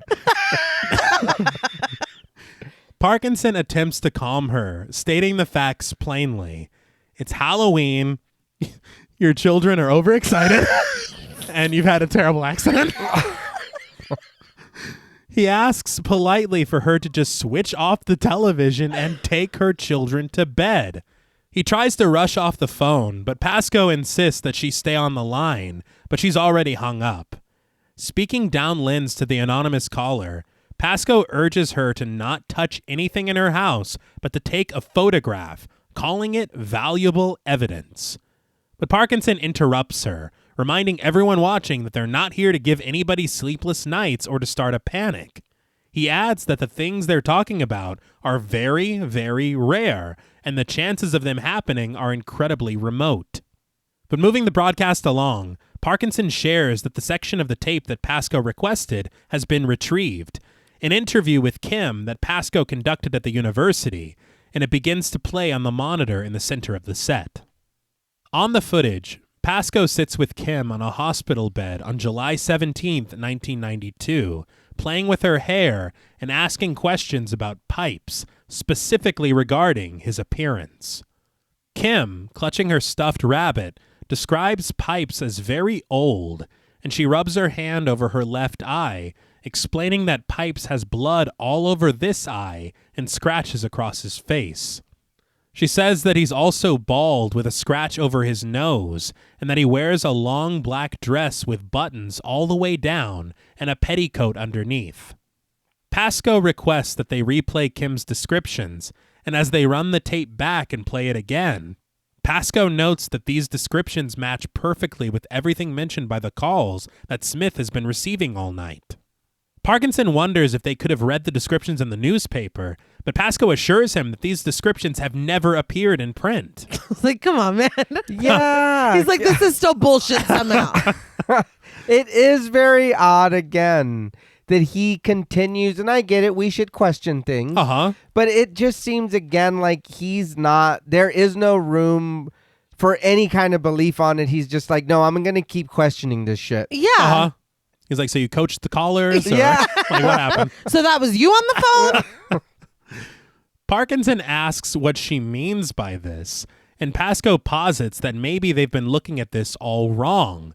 They were drawn to think that it was Suzanne at the center of this, as she fits the standard description of the target of a poltergeist, but perhaps it's Kim instead. But Sarah suddenly appears on the monitor, standing in the living room of the Early house, attempting to get the attention of Parkinson and Pasco, and when they acknowledge her, Sarah directs them to listen to Pam. The camera pans over to Pam, who simply says, "Cats. It's like cats." She asks if Sarah can hear it, but for a moment, there's nothing there. Pam insists that it's like they're running around in the walls, asking again if Sarah can hear it. And suddenly, meows begin to overlap all around them, but they're interrupted by a returning Kim, who gets her mother's attention, asking, "What's wrong with Susie?" Confused, Pam follows her daughter upstairs with Sarah and the crew close behind her. When they reach the top of the steps and enter the girl's room, they find Suzanne laying upside down on her bed with a blanket over her. But when they remove her covering, they find her staring absently at the ceiling, fresh scratches carved bloody into her face. Pam cries, holding Kim to her as Sarah asks what they should do, and everyone begins talking over each other in the frenzy of the situation, Smith asking Sarah if she's all right from the studio, and Pam asking Chris to get the camera away from her daughter. But Kim insists that they stay because they have to see. Parkinson suggests that Suzanne could have done it with her fingernails. Dude, I know, man. Come on. he's right there. Yeah. He's like, nah, she's a little fucking liar. I already know. We proved that tonight. All of this is fake. She said it herself. When Pam hears this, she frustratedly asks, "What flaming fingernails?" showing Suzanne's hand to the camera, her nails trimmed to the quick. Pascoe calms things down from the studio, instructing Sarah to touch Suzanne's forehead, and when she does, she finds that Suzanne is burning up, despite the frigid temperature of the room itself. Sarah rushes to a nearby bathroom with the crew, wetting a towel under the cool tap for Suzanne, but she jumps when an otherworldly sigh emanates from just behind her. Chris checks behind the door at her insistence, swearing that she saw someone standing there, but there's nothing to be found except a couple of wire hangers that clatter together on the hook. Sarah returns to the girl's bedroom with the towel just in time to hear Kim spouting that Pipes says that Suzanne has to be punished, that she's been a bad girl. No one pays this any mind, however. Nope. Yeah. It feels very important. Oh, Yes. yeah. But Sarah just tells Kim that everything's all right as she hands Pam the damp towel. Pam presses the cool cloth to Suzanne's wrist and she recoils from it. But from the studio, Smith asks if they should send someone in for Suzanne, but Sarah rejects this idea, claiming God knows how she'd react, and suggests that they just let everything settle down. Suzanne begins to mumble under her breath, and Kim stands at the foot of her sister's bed, repeating that Pipes says they have to stay. And this, to me, feels like the bit of media satire where they're like, hey, should we get this girl some help? And they're like, no, we got to keep filming. Yeah. You know? But back in the studio, Parkinson addresses the viewers, telling them that if they've come to tune into the next program, BBC One will be staying with the events on Fox Hill Drive for as long as they have to. And again, it's very good for the realism, but I do understand if somebody tuned in right now that is pretty wild. Yeah. They're like, it's 10 p.m. Yeah. Well, hearing that too, it makes it seem like it's something that's important. Yeah. We're staying here. Yeah. Okay, Yeah. what's happening? Mm-hmm. But the camera then presses in on Suzanne's vacant face as Pam wipes her daughter's wounds. Parkinson asks about Pascoe's recent theory that Kim was the target of the poltergeist. But Pascoe amends her theory once again, suggesting that maybe Kim is directing the energy, but Suzanne is inflicting the violence in on herself. Parkinson grows suspicious, asking, first Suzanne, then Kim, now this. He asks Pascoe plainly, you don't know, do you? Wow, dude. This is how you treat your guests? Yeah. Pascoe admits that she doesn't. But Smith interrupts the proceedings, quavering that they've just received an important phone call that Parkinson and Pascoe need to take immediately. The pair raise their phones and are met with the voice of the uncredited Mary Christopher. Mary tells a story of when she grew up in Northolt, that when she and her siblings were unruly, their mother would threaten that if they didn't act right, Mother Seddons would come to get them. She says that she didn't understand it then, and agrees when Parkinson comments that parents do some awful and daft things from time to time. It's like, dude, read the room. Yeah. She's telling me the story, and he's like, your mother was fucking crazy, dude. Holy shit. She probably let you stay up past 9, Yeah. didn't she? It's like, I can't believe Really this shit. bothered him. He did. Stayed with him. But Mary explains that when she grew up, she learned that Mother Seddons did exist. And in her day, she was a baby farmer who used to take children in and she would drown them. But Mary says that the reason for her call is that Mother Seddons used to live in one of the old terraces in Fox Hill by the railway, which would later become Fox Hill Drive, and Mary is certain that this is where the Early family lives now. Parkinson thanks her for her call and rushes off the phone to check in with Sarah and the Early family. Smith cuts in, concernedly asking if he can talk to Sarah, and Sarah addresses him directly on the monitor, assuring him that she's fine and that Suzanne is feeling better, but they're still not sure how those scratches appeared on her face. She says that with everything going on, they feel it's for the best if the girls were taken out of the house now. But the camera pans over to find Kim struggling against her mother, who attempts to tie a robe around her waist. But once it's on, Kim tears away from Pam, shouting that she needs to talk to somebody. She stops at the edge of a desk in the corner of the room, clutching her stuffed rabbit, and Sarah asks who she needs to talk to. Kim answers simply, Pipes. Sarah asks where Pipes is, and Kim answers certainly, here. But when Sarah asks what Pipes looks like, Kim tells her, like somebody's mum. What? Yeah. All of this was frightening.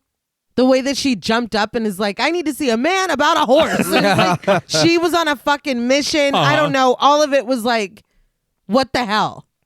I think it's, of course, very shocking, but Parkinson, he goes, oh, get the kids out of the house. Yeah. that's too much. But that was already the plan. Yeah. He's like, no it's past shit. their bedtime. Yeah, it's like 9:30. Come on. But Sarah and Pam rush the girls into the hall against their protests, and as soon as they exit the room, loud banging sounds are heard echoing throughout the house.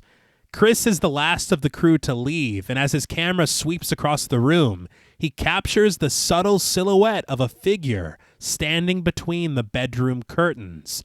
But as soon as he zooms in, the apparition disappears. I was that Leonardo DiCaprio meme. Yeah. Because you see it. Well, yeah, it's your boy, Wesley Yes. Pipes. He's right there. Yes. And then just gone. Yeah. Yeah. But rather than stick around and investigate any longer, Chris hightails it down the stairs to join the crew and the Early family, Pam forcing a jacket onto Kim, who cries that Pipes says that they have to stay because Pipes wants to see everybody. Pipes is like, I'm a star.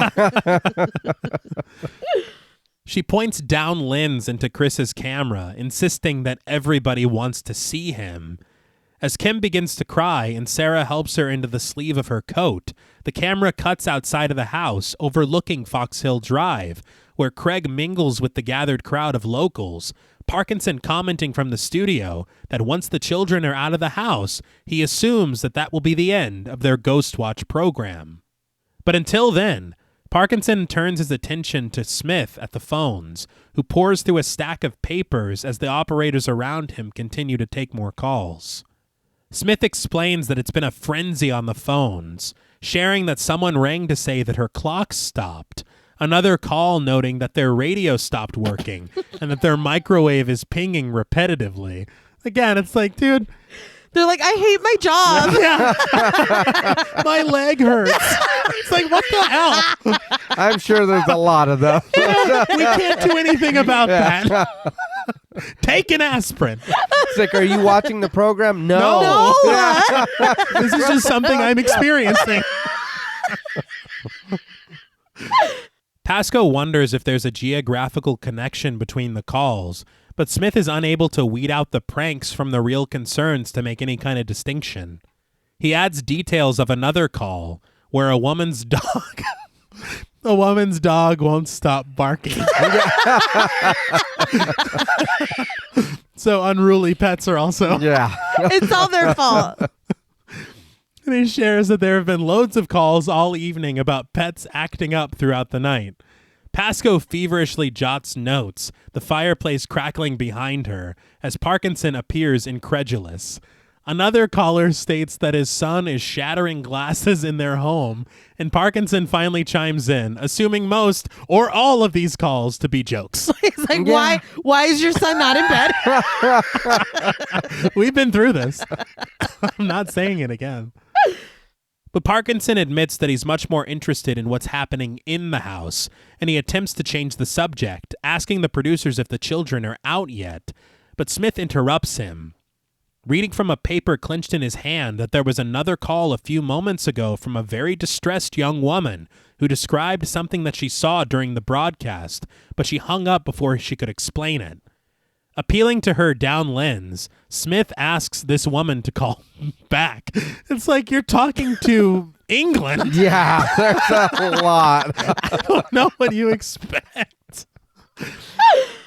But Pascoe suggests that they talk to these people on the phone, Parkinson instead insisting that they return to the early house, and he finally gets through, finding Sarah on the large monitor standing in the living room. He asks if she's all right, but Sarah is clearly shaken, holding her fingers to her earpiece and sharing that she can barely hear Parkinson as the feed cuts in and out. Sarah reports that Suzanne is much quieter now, and Chris pans over to find her hidden behind the green chair in the corner of the room. Pam sat in front of her, attempting to coax her out. Sarah says that they won't move, and she thinks that Suzanne is in a state of shock. But suddenly, ear-splitting feedback rips through Sarah's earpiece, causing her to tear it from her ear, and as soon as she does, loud banging noises emanate from the ceiling, which Sarah describes fearfully, unable to connect with anyone in the studio. But just then, a framed photograph leaps from the wall next to Sarah and topples to the floor, causing Kim to flee out of the room in fright, with Sarah chasing after her. Pam pleads with Chris and Mike to do something, but they just inch closer to capture a better shot of Suzanne. Her eyes stare blankly as a deep, raspy voice escapes her. It mutters, "What big eyes you have. What big ears you have."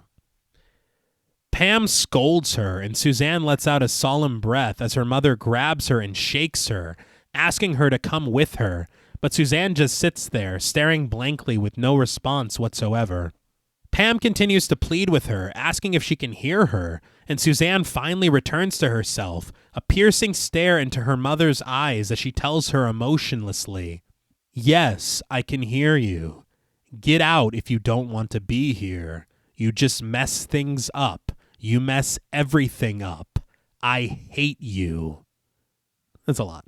Yeah. So is Suzanne saying this as she's saying, "Yes, I can hear you," like this is what you're saying to me? Or is she saying this to Pam? Oh, I thought she was saying it. Okay. I thought she was saying it. I don't know. And I don't know if Yeah. it's Suzanne or if it's a talk to me. That's situation. what I took it as. Yeah, because no. No, either way, it's not good. No. She should be in bed. That's all Parkinson does. Yeah. He's like, why aren't these children in bed? But Sarah searches frantically upstairs for Kim, peeking under the bed in the children's dark bedroom before rushing into Pam's room, calling out for the little girl, but coming up empty, the stationary cameras capturing Sarah's every move as she heads back downstairs. I was like, how did you lose Kim? Yeah. That's half the kids. Yeah. How did you do that? Although I will say it is funny because the fucking picture comes off the wall and Kim takes off at top speed. Like, there was no catch. It's the fastest kid alive. There was no catching her. But Chris and Mike meet Sarah at the bottom of the staircase as she creeps cautiously into the kitchen. We watch from the stationary camera in the living room as Suzanne rises to her feet, walking past her distraught mother and into the hall. But Sarah continues on. The only sound we hear is that of rushing water, which Sarah discovers is the running faucet at the sink. She shuts it off, finding Kim's stuffed rabbit resting on a pile of dirty dishes, recognizing it and setting it aside on a drying rack as the flickering lights above her finally dip to darkness. That's bad. Yeah. Yeah. But when Sarah notices the fridge across the room is opened, its internal light shining into the dark room, she closes the door, only to find Kim cowering behind it on the floor. Sarah comforts her as Kim explains that Pipes made her do it, claiming that her bunny was a bad bunny, and adding, "Look, Here are his eyes. Yeah. She holds out her hand to the camera, and resting in her small palm are the 2 torn out eyes of her stuffed rabbit. The fact that she's been cradling this rabbit all night. Yeah. And she ripped out its eyes just because Pipe said to. Mm-hmm. Good luck, guys. Yeah. No, fuck that. No. Let's go. You're just leaving the mother and her daughters there? Well, look, here's the thing. I'm not getting my eyes torn out. No. You wanted us to help you provide proof. I think that we have done that. So the job's done. Job's done. All right, pack it up. All right, then. Tally-ho. But suddenly, the mewling of a cat is heard all around them, causing Kim to cling to Sarah. Sarah stands confused as to where the sound is coming from, and Mike snaps into action, attempting to find the source of it. He approaches the door at the bottom of the staircase, and as he does, a mirror on an adjacent wall begins to rattle. We have not had contact with the studio in quite a while. Yeah. But for some reason in this moment, we hear Parkinson say, "It's like an earthquake." It's like, dude, everything that you've just witnessed, this is what you're commenting on? He's like, whoa, dude. That's wild. But the first cat is suddenly joined by more, their shrieks and groans growing more ferocious from behind the small door. Sarah asks Kim to stand back as she approaches Mike to help him remove the white board keeping the glory hole closed. So this glory hole has kitty cats, right? Yeah. I believe. Yeah. I think so. Okay, I was just making sure. Pipes and kitty cats? Careful. I'm just asking. Decorum is still... It's shaky, but... Well, Just confirming. that's what they said. I'm confirming Yeah. what we're seeing. Chris's camera captures them, the picture warping as Mike takes a pocket knife to dislodge the large wooden covering over the door. As soon as they do, the noises cease. So this glory hole had wood? Technically. Damn. I'm wood, pipes, and kitty cats. Yeah. Cool, man. Glory hole has it all. Yeah. But it is startling that the cat stopped. Yeah. I guess it should think it should be more focused on that than trying to score points with I'm with skirting the dirty sentence. words. No, nothing's dirty. I've No? received too many emails. I think I'm on notice. I'm on a probationary period. You better be going somewhere with this. I'm just making sure that we're all seeing the same thing. Beneath the boards shines the proper door in the light of the camera, a golden knob at the left. Don't. So this glory hole had a knob Right. and wood, pipes, and kitty cats. Yes. God damn. Stacked. But before anyone can reach for it, the door slowly creaks open on its own, and in the recesses of the room, we catch a faint glimpse of a figure. But suddenly, Mike crashes to the floor, struck by an unseen attacker, an overhead camera zooming in on a bloody wound at the side of his head. The glory hole door creaks closed as Sarah rushes to check on him, and after discovering his injury, orders Chris to stay with him as she goes to get help.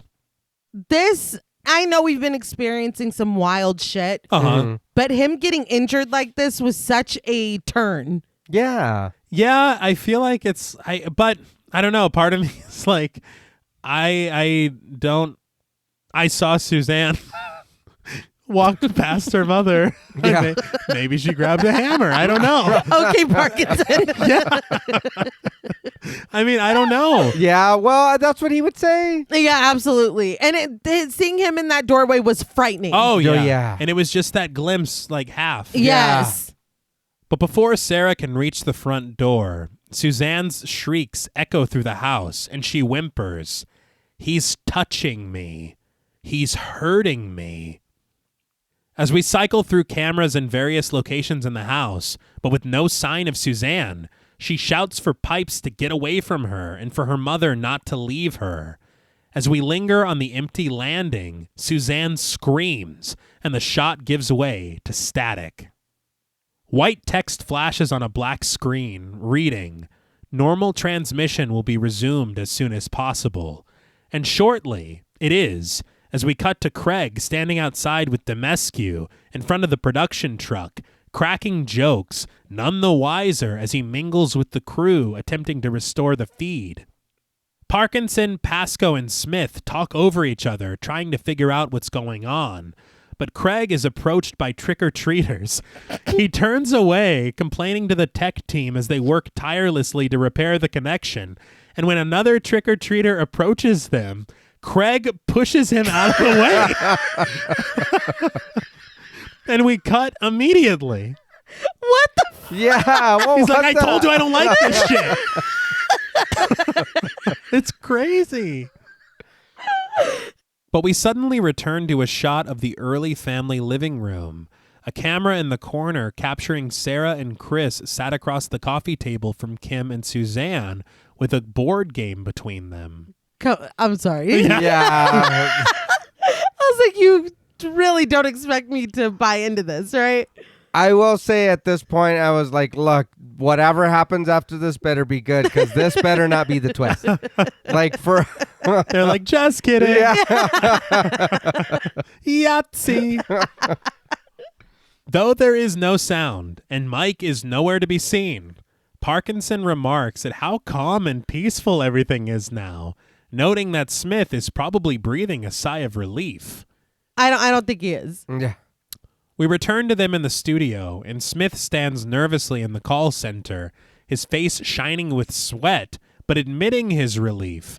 And Parkinson, parked in his chair, hopes that this means that the panic is over. But Pascoe peers at the monitor, suspicious, asking if they can see any of the other rooms inside the house. Parkinson assumes that they will soon enough, hoping he'll get a chance to talk to Sarah as well. But in the meantime, he suggests to Smith that they take some of the phone calls that have been piling up. Smith snaps out of a stupor, letting a call through to Parkinson and Pascoe. Parkinson, of course, instructs Pascoe to lift her phone. Did anybody else think the caller was going to be like, "Hello, love, this is Pipes"? Really? 'Cause I Just- did. he's taken to the name Yeah. and everything? I'm gonna be honest, I half did. Really? Yeah, I was like, what's gonna happen next? Because I'm like, why are we taking a call right now? Yeah. When asked, the man on the other end, played by Mark Drury, expresses a desire to stay anonymous and states that he has some information about the history of the house on Fox Hill Drive. Pascoe replies that they've already thoroughly researched this, but the man asks if they know of a Mr. and Mrs. Sellers. Pascoe is aware of them, tenants from the 1960s, but what Pascoe doesn't know is that the Sellers subletted a room in the house illegally to their nephew, Raymond Tunstall. The caller explains that he worked as Tunstall's social worker when he came out of the psychiatric hospital. Tunstall had several convictions for molestation, aggravated abuse, abduction of minors. The caller calls Tunstall a very disturbed man who never should have been let anywhere near any community. He describes paranoid fantasies Tunstall expressed to him after moving onto Fox Hill Drive, about a woman who lived inside of his body, who took over him and made him do things that he didn't want to do. Tunstall began to wear dresses, and the illusion grew so bad that he couldn't escape them, and he eventually took his own life. The man explains that that's why he called. The camera sweeps in across the studio at Parkinson and Pascoe as the caller's nervous breaths shudder over the telephone line. Urged by Parkinson to go on, the caller adds that Tunstall hanged himself, tying a wire around a lathe, and he switched it on. He did it where he kept his tools, under the stairs. Of course, the Yeah. pieces are falling into place. Yeah. But again, this late in the game to just be kind of fed this. Uh-huh. It's like, okay, the mother Seddons, what was her name? Yeah. And him. It's like, okay. Uh-huh. Yeah. His aunt and uncle were on holiday, and it was 12 days before anybody found him. Tunstall also had about a dozen cats, and the neighbors heard them screaming. Pasco sits uneasily, clutching the phone to her ear as the caller adds that the cats were locked in with Tunstall. And of course, 12 days. They got hungry, and they got to work on his face. Ending the story like that is wild. Yeah. Digesting this information, Pasco struggles to answer the man, assuming that what he says is the truth, but she states that what he's saying needs to be substantiated. But the caller hangs up. So that was the end. So again, what we're led to believe is that he was being tormented by that woman, right? Mother Seddons? Yeah. Yeah. Okay, but then didn't they also say that he already had previous charges of doing this on his own? But there's also like all these different things as well. You have the neighbors talking about stabbings. Mm-hmm. You have a dog that's been disemboweled in a playground. Yeah. So this place is just like... Bad ground. Yeah. Pasco's eye is fixed on the phone. She tells an incredulous Parkinson that she believes this to be the onion skin, recounting all of the terrible things that have happened on Fox Hill Drive, before Mother Seddons, before Raymond Tunstall, maybe dating back to prehistory. Parkinson has no time for this, alerting the public that there will be no more calls as the switchboard is overloaded and the station has been inundated by hoax after hoax as it is. I think that last one was a little spicy for the pepper. Yeah. It's like, unplug the phone. He's like, holy shit. I did ask, why are you unplugging the phone? We don't need it anymore. He's like, It's the past cats- 9 o'clock. The cat's ate his face. Everyone go to bed. Yeah, that's crazy. That I don't was need to be enough. doing that. But Pasco cites the Rosenheim poltergeist, who affected the telephone exchange, and explains that the public is seeing this now. She urges Parkinson not to close the lines, as they need to know what's happening out there. But Parkinson harshly reminds Pasco that she's the expert, demanding to know what is happening out there. But Pasco doesn't know. She turns away from Parkinson, but something on the monitor unsettles her. She rises from her chair, and after studying the footage for a moment, she mutters, "It's in the machines." Parkinson doesn't understand, but Pasco directs his attention to the feed, and as Sarah sits playing a board game on the floor with the early children in the living room, the picture that launched off of the wall mere minutes ago still rests in its proper place. Pasco realizes that the picture they're seeing now isn't live. It's footage from earlier in the evening. It's a cover.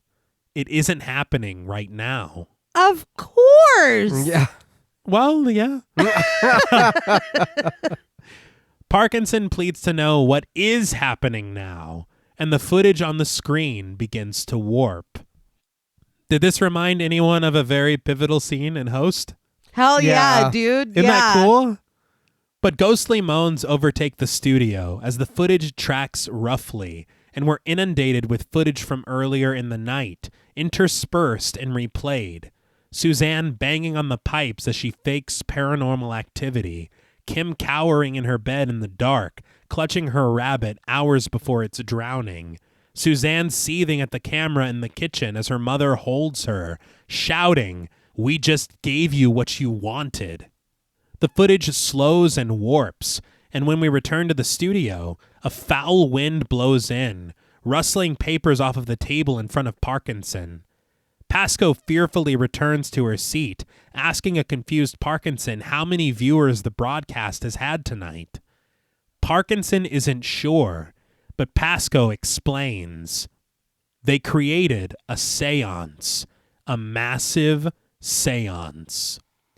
I love this. Yeah. And again, it is giving Host. Mm-hmm. I don't know. I thought that was pretty awesome because it's like we did this too. Yeah. I enjoyed this. I think I'm just being a little selfish and I want to kind of see everything else. Yeah. Like if this is happening in other places, I want to see a flash of that. You know what I mean? I want to see how much more what this is doing. It's like we're live outside that lady's house whose dog wouldn't stop barking. Right, we found the address. It's still barking. Yeah.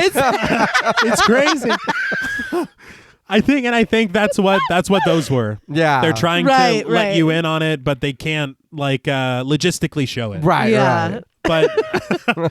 But yeah, I really love it too. I just feel like it's like you said, it's almost like this complicit Yeah. action of us as part of the viewer. Yeah. You know? I had not expected it at all. I thought it would really just stay with the early family Yeah. and everything going on in the house, but to say, "Oh, we've done something that has spread to the entire United Kingdom." Yeah. Yeah. But the feed returns to live footage of an ambulance arriving on Fox Hill Drive, paramedics carrying Mike away on a stretcher as Craig watches on nervously. I was a little surprised that they were able to get him out. Yeah. I kind of thought the doors would be locked or something. Exactly. But a police car speeds down the street, parking in front of the Early house, the officer rushing out, followed by a cameraman and Craig, who rush to the alley between houses to collect Kim and Pam, escorting them to the back seat of the police car. Parkinson notes that they've seen Mike, Kim, and Pam, but no sign of Suzanne or Sarah. Pascoe realizes that they must still be inside. Do you want to point out that Parkinson completely forgot about Chris? Yes. Because we cut to Chris's infrared camera. Yes. Oh, yeah. I was like, no, there were two guys that went in with them. We see Sarah's glowing body heat registering as she creeps down the staircase in the dark. She reunites with Chris, who clasps her hand, and he rises to his feet to greet her. He pans the camera across the living room at Sarah's request, but there's no sign of Suzanne. Sarah snags Chris's lighter from him, leading the way and crunching over shattered glass on the kitchen floor. The fire looked cool as hell. Yeah. It did. I was like, what kind of lighter is this? Yeah. It's like, I brought a torch. It did look really big. Yeah. She snags a flashlight from a drawer, and Chris's footage alternates back to his standard camera. We cut back to the studio, where lights burst overhead, raining down sparks on Parkinson and Pascoe, and objects from the bin of broken dishware tumble to the floor, shattering upon impact. But in the house, Suzanne cries for her mother, pleading for pipes to get away from her, and Sarah and Chris discover that the sound is coming from behind the door at the bottom of the stairs. Sarah speaks to Suzanne through the door, telling her that she has to open it from the inside, and it suddenly opens, an eerie gust blowing Sarah's hair back as she creeps toward the darkness of the room, cats mewling and groaning all around her, as Sarah promises Suzanne that no one is going to hurt her. But as soon as she makes it inside, and Chris reaches for her, the door slams shut. But the studio is a madhouse, debris whipped around by the wind, cameras swirling and arcing aimlessly, riding the gust on their wheels, lights shattering overhead, and in the blue darkness of the scaffolding, a ghostly figure appears, pipes presiding over all. Parkinson attempts to maintain order of the broadcast in the dimly lit studio as producers try to clear the set, Parkinson staying seated, but Smith refuses to leave until they can prove to him that his wife is safe. That's sad. Yeah, you don't expect this emotional weight, Yeah. especially this late in the game. Yeah. But Parkinson warns that the studio is losing power, though he assures us as we dip to black that there is an emergency generator. After a moment of silence and darkness, Parkinson returns and low lights fade in. He stumbles around the deserted and destroyed studio confused, attempting to continue the broadcast, standing in front of a camera that he isn't even sure is working or if anyone is even watching. He stands unfocused and poorly framed, chuckling that the teleprompter is still working.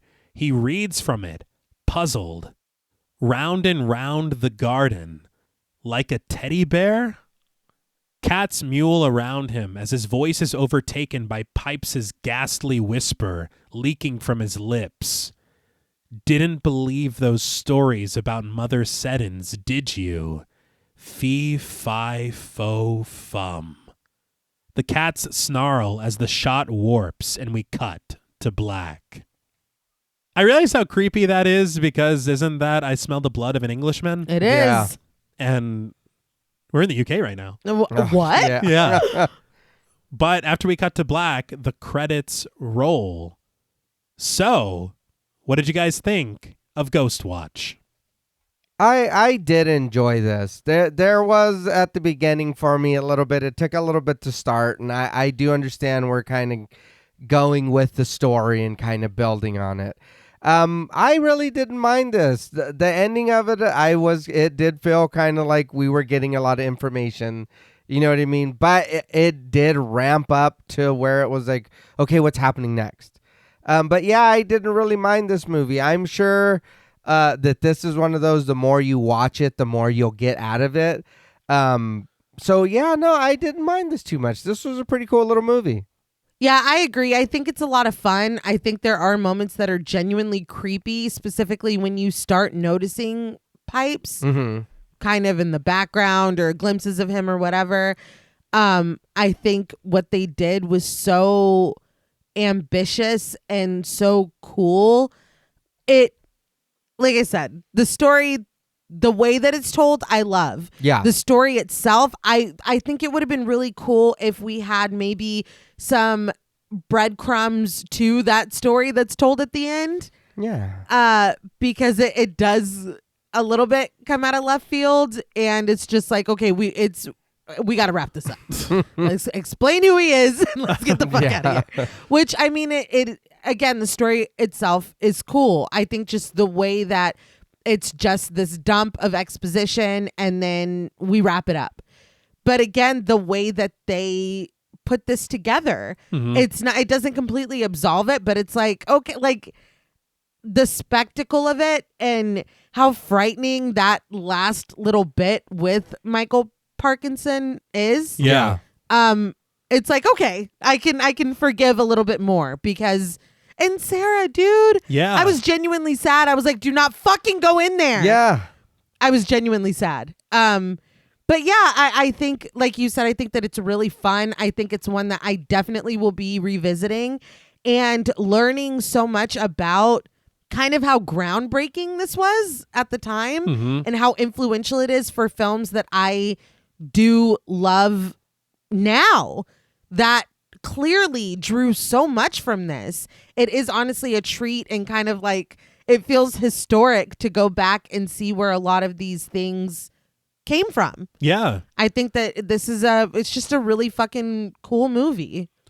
I think I couldn't agree with you more. It's just so innovative for what was going on in 1992. Yeah. To have an idea like this and to pull it off so well is just remarkable. I feel like what you've mentioned about the kind of late stage exposition, which I totally understand. For me, I feel like I kind of forgive it a little bit because I think like we've had these weird puzzle pieces of these like mewling cats, the sight of Pipes with his eye all bloody, the drawing and everything. That's true. And so the call to me is like putting the puzzle pieces together. Okay. And to say all these things that you've seen and heard, here's why. Yeah. So I can understand both ways. Yeah. I just think that I just was so a part of it with how everything unfolds that I'm as if I'm holding the phone. Yeah. As if Parkinson told me to lift Yeah. the receiver. 12 times. Yeah.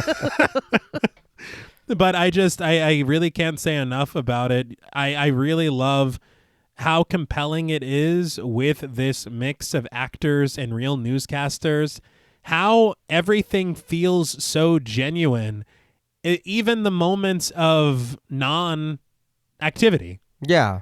Like we had mentioned earlier in the episode, where it is just, oh, Sarah's going to make coffee for the crew because it would be weird if a ghost walked by. Yeah. That would kind of ruin everything. Like, we can't have this happening like that. Yeah. And I love, love, love the rewatchability of all of these sightings of Pipes. Yeah.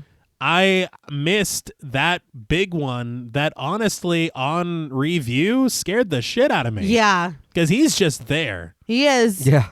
But I really just enjoy watching it. I feel like this film should kind of be a Halloween tradition. For sure. Watching it maybe every October and just kind of putting yourself there, imagining October 31st, 1992, you've tuned into this program, and here it is. Okay. But I really, really think that it's remarkable. It's innovative. It's very influential. I love that it's also got these sly winks to other horror films as well, while also influencing. And there is no way they could have predicted how much this film would mean to other filmmakers. Yeah. So I'm very impressed by it. And I of course have to admit, it will hold a very special place for me because me and Jules watched it together. Yeah. There you go. But I guess we can slide into ratings. Mm-hmm.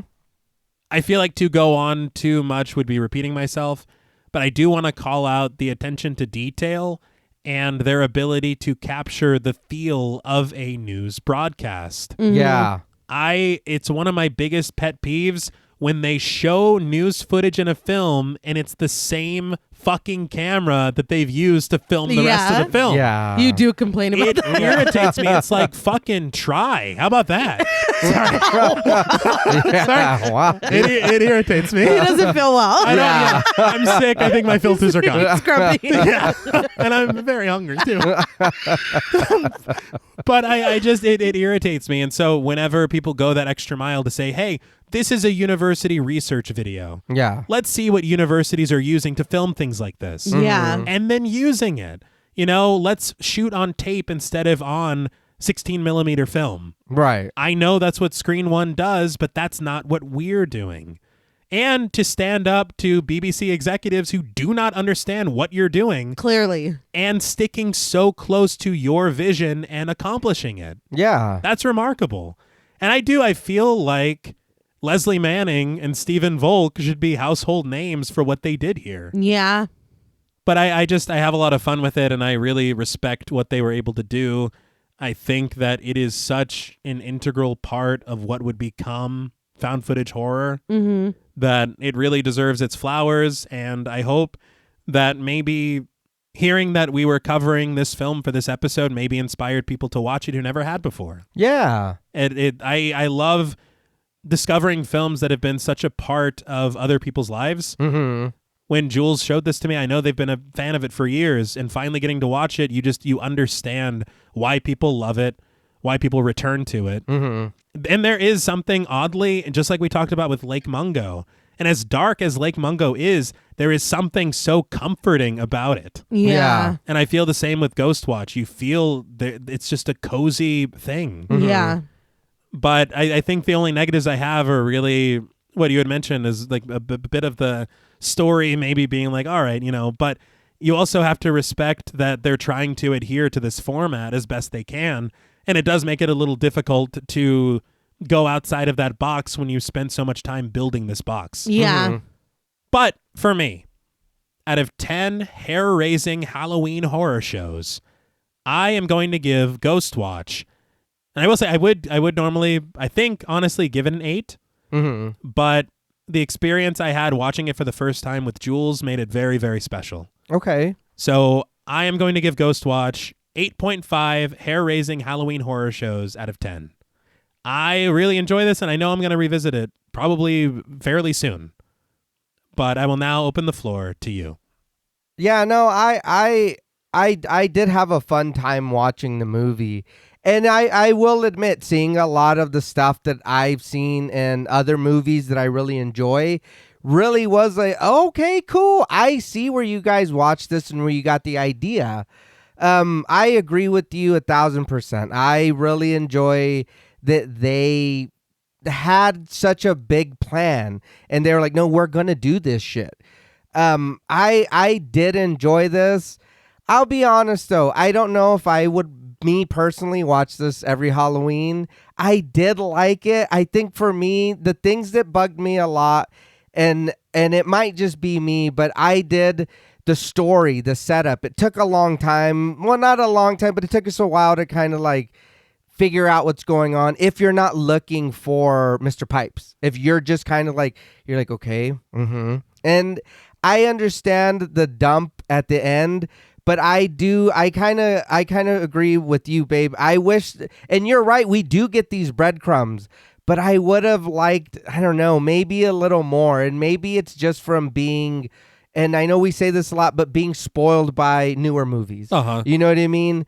But I did enjoy it. And another thing that did kind of take me out was Parkinson really being like, just period, he didn't believe.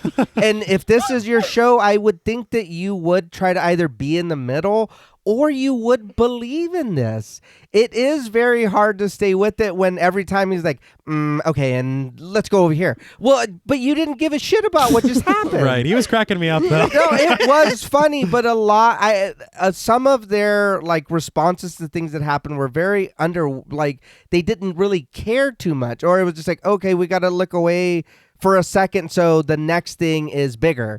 And it's like, I do get it, but it's like, I think it is just the newer movies have all these things in them because they've learned from these older movies. So it does give me a feeling of, well, that's not as good as, but it's because they learned from watching this. So I do give it that, and I do understand what it is. But yeah, it was just, dude, not really caring what's going on. I'm like, dude, this is your show. You should give a shit. But and then him wandering around at the end, I was kind of like, what's going on, dude? What are you doing? He's like, everything's still on. Where is everyone? Dude, what? They left him alone. Yeah. Well, they told him to get out, and They he's like, did. no. He's like, I'm the host here. Yeah. Right. I say when we're done. But I did enjoy it. Would I watch it again? Yeah, I'd watch it again. I'm not saying that I wouldn't, but is it something I'd probably put on? Yeah, you know what I mean? There's a 50-50 chance. Yeah, I'll be honest, But I would suggest anyone who has not watched it to watch it. There is a lot of cool stuff. And I'll be honest, if I'm rewatching it strictly to find Mr. Pipes. Yeah. Just to look for him. But even like we learned on Long Legs, sometimes even that doesn't help. Yeah. Because you're looking everywhere and you look in the wrong spot. Yeah. But on a scale from 1 to 10, hair-raising Halloween horror shows, I'm going to give Ghostwatch a 7 out of 10. I did have fun with this movie. I just, dude, like being very, and maybe it's just that. Maybe it's just he's kind of a little dry. But it was just like, you should care a little more about what's going on, dude.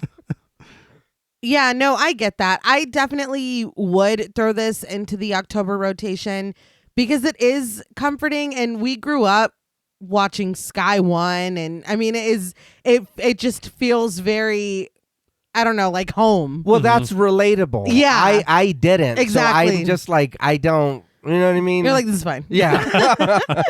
But no, I think, again, it was incredibly ambitious. I think that they told it in such an intriguing way. It is very unfortunate, the backlash that they received. Yeah. And how that kind of overshadowed. Because, again, the only thing I knew about this is that they put on a hoax and they fooled a bunch of people. Yeah. That's what I quote unquote knew. Yeah. And that's not even necessarily true. Which is wild to learn that they really did put all those warnings and everything saying this is not real. Yes. And people still like... It's just wild. But I do, like you were saying, T, love the mix of actors and recognized and respected on air, personalities.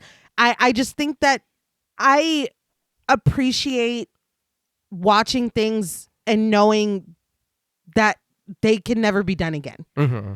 Ghostwatch can never be done again. No. Blair Witch, never be done again. Like, I mean, with the internet and just how everything is now, we will never have another Ghostwatch. And that, on one hand, that's sad. And on the other hand, that makes this all the more special. Mm-hmm.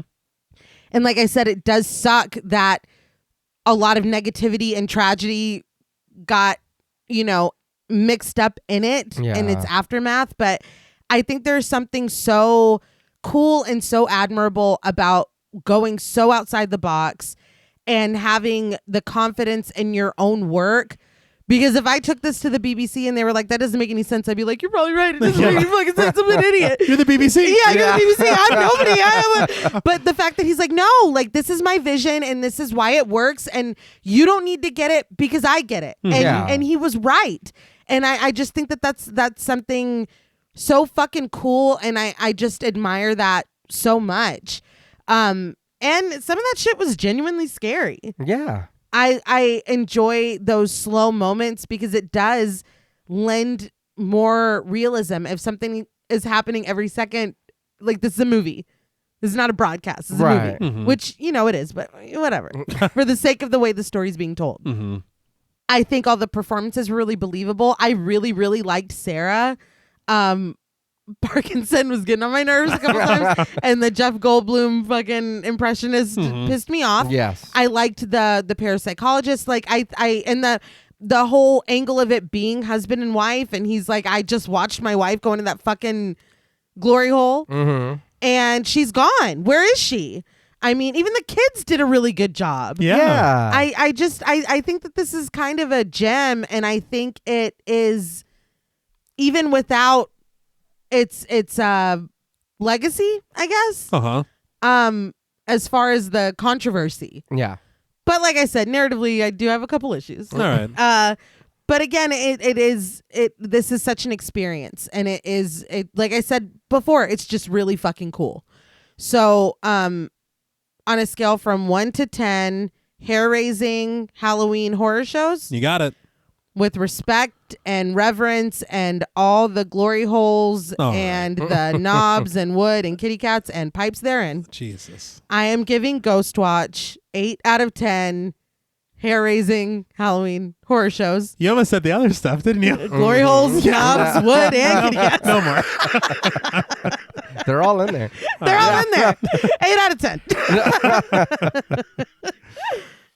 Well, that's all from us at Pod Mortem. What would you rate Ghostwatch, and what should we watch next? Let us know on Twitter at the Pod Mortem. Don't forget to follow us on Instagram and like our Stairhole Productions page on Facebook. Be sure to follow each of us on Twitter at TravisMWH, at Blood and Smoke, and at RealStreeter84. Thanks again to Original Cinematic for sponsoring this week's episode. Please consider pledging to our Patreon, where you'll gain access to bonus content, our monthly schedule, our Discord server, and the opportunity to help us decide which films to cover. Stay tuned until after the music for a special thank you to our Wendigo Getter patrons. And remember, be careful what you wish for. When you go looking for proof of the unexplained, you just might find it. Until next time.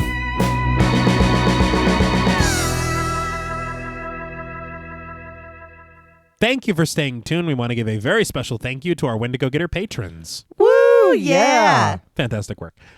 A special thank you to Chris Ontiveros, Kristen Lofton, Megan Martinez, Kimberly Bass, Sophie Hodson, Anthony Jerome M., Jordan Nash, Kent Morton, Lala Thomas, Travis Anissa Hunter, Miguel Myers ATX, Jennifer Perez, Allison O'Neill, Carissa, TJ and Angie Bronson, Gabrielle Trevino, Spooky Mom, Applin Ontiveros, Karima Rhodes, Antonio Huerta, Kimberly Kleindienst, Will Brown, Sydney Smith, Osvaldo Soto, Bobby Holmes, Donna Eason, JD Rezak, Molly Gerhard, Armand Spasto, Aaron Aguirre, Eggy, William Berry, Brittany Seaman, Charity Oxner, Amanda Six, Mandy Rainwater, Eden, Jordan Roberts, Dylan, Liz Heath, Spencer Montavo, Pancake the Panda, John Ramos, Michael Newting, Alexis Roberts, Dan Laveau, Itzy M, Gary Horton, Leisha Olivier, Kate Lamp, Carlos and Sydney, Jessica Hunter,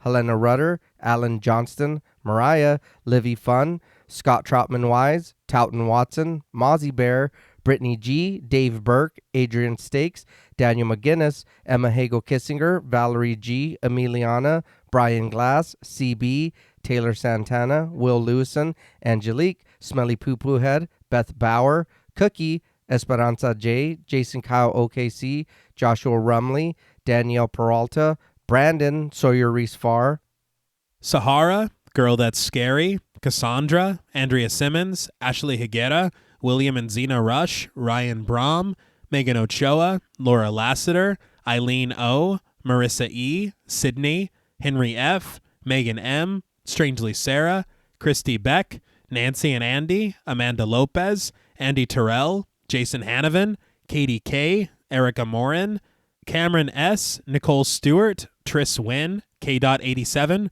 Mariah Jensen, Carrie A, Lonnie Lono, Powell, Kayla E, Maggie H, Murder Stina, No Thanks Tom Hanks, Kevin McGonigal, Kristen Marcy, Ori81 Barikwa, Look Like That One Girl, Bog Boy, Felnez63, Alita Pui, Probably My Jugs, Kate Thackeray, Wade Pack, A Lizard, Bay J, Jay Rich, Jen Lassiter, Topher Williams, Elena Metler, Jean Jacket, Valerie Kay, Christy Lee Kruger, Professor of Humanities Laura McCarricker, Naomi, Josh Smith, Autumn Green, Abby Kopp, Crystal 831, Skank Sinatra, Morgan Alexander, Tony Osteen, Julie Fredborg, Rihanna S., Daniel Taylor, Anna Kate, Heather Ortiz, Jen T., Kim H., August, Vincent Spirit, Sam J. Green, Jenny May, Glittery Fab, Malik Caselli Armstrong, Scarly D., Toya Shea, Katie, Martin Shaw, Star, Tyler J., Daniel Dickerson, Jordan Gaddis, Cam Davies, Patrick Hoagland, Raven, D., Wesley Tart, Kristen Jackson, Jacob Nordberg, Spencer, Samantha, Damian Grant, Half Price Horror, Clemmy, Nisi Nay, Erica, Jason X Rules, Karen Burrows, 203 Duncan, Aaron Norman, Stephen Rogers, Victoria Smith, Corey Gillen, Patricia A. Graham, Erasmo Pena, Danielle Wright, Tabitha Thomas, Connie Lingus, Becca Boo, Richard Murray, Irene, Sally Slater 52, Jordan McCarthy, Christy Michelle Wilson, Rosalind Harnias, Emily Rance, Amy, Lisa and Kathy, Mike H., Karen with the Y, Christian Sadler, Hannah, Sarah Jack, Casey L., Evelyn Knight, Paula Garcia, Nikki M., Ghastly Grandad, Megan and Alexandra Saldivar, and Lisa Sykes. Thank you all so much. Yes, thank you, thank you, thank you. Thank you all. We appreciate each and every one of you, and we hope that you know that you are all unbelievable. I tried. Now you can rest your pipes. Yay! I need to. Until next time.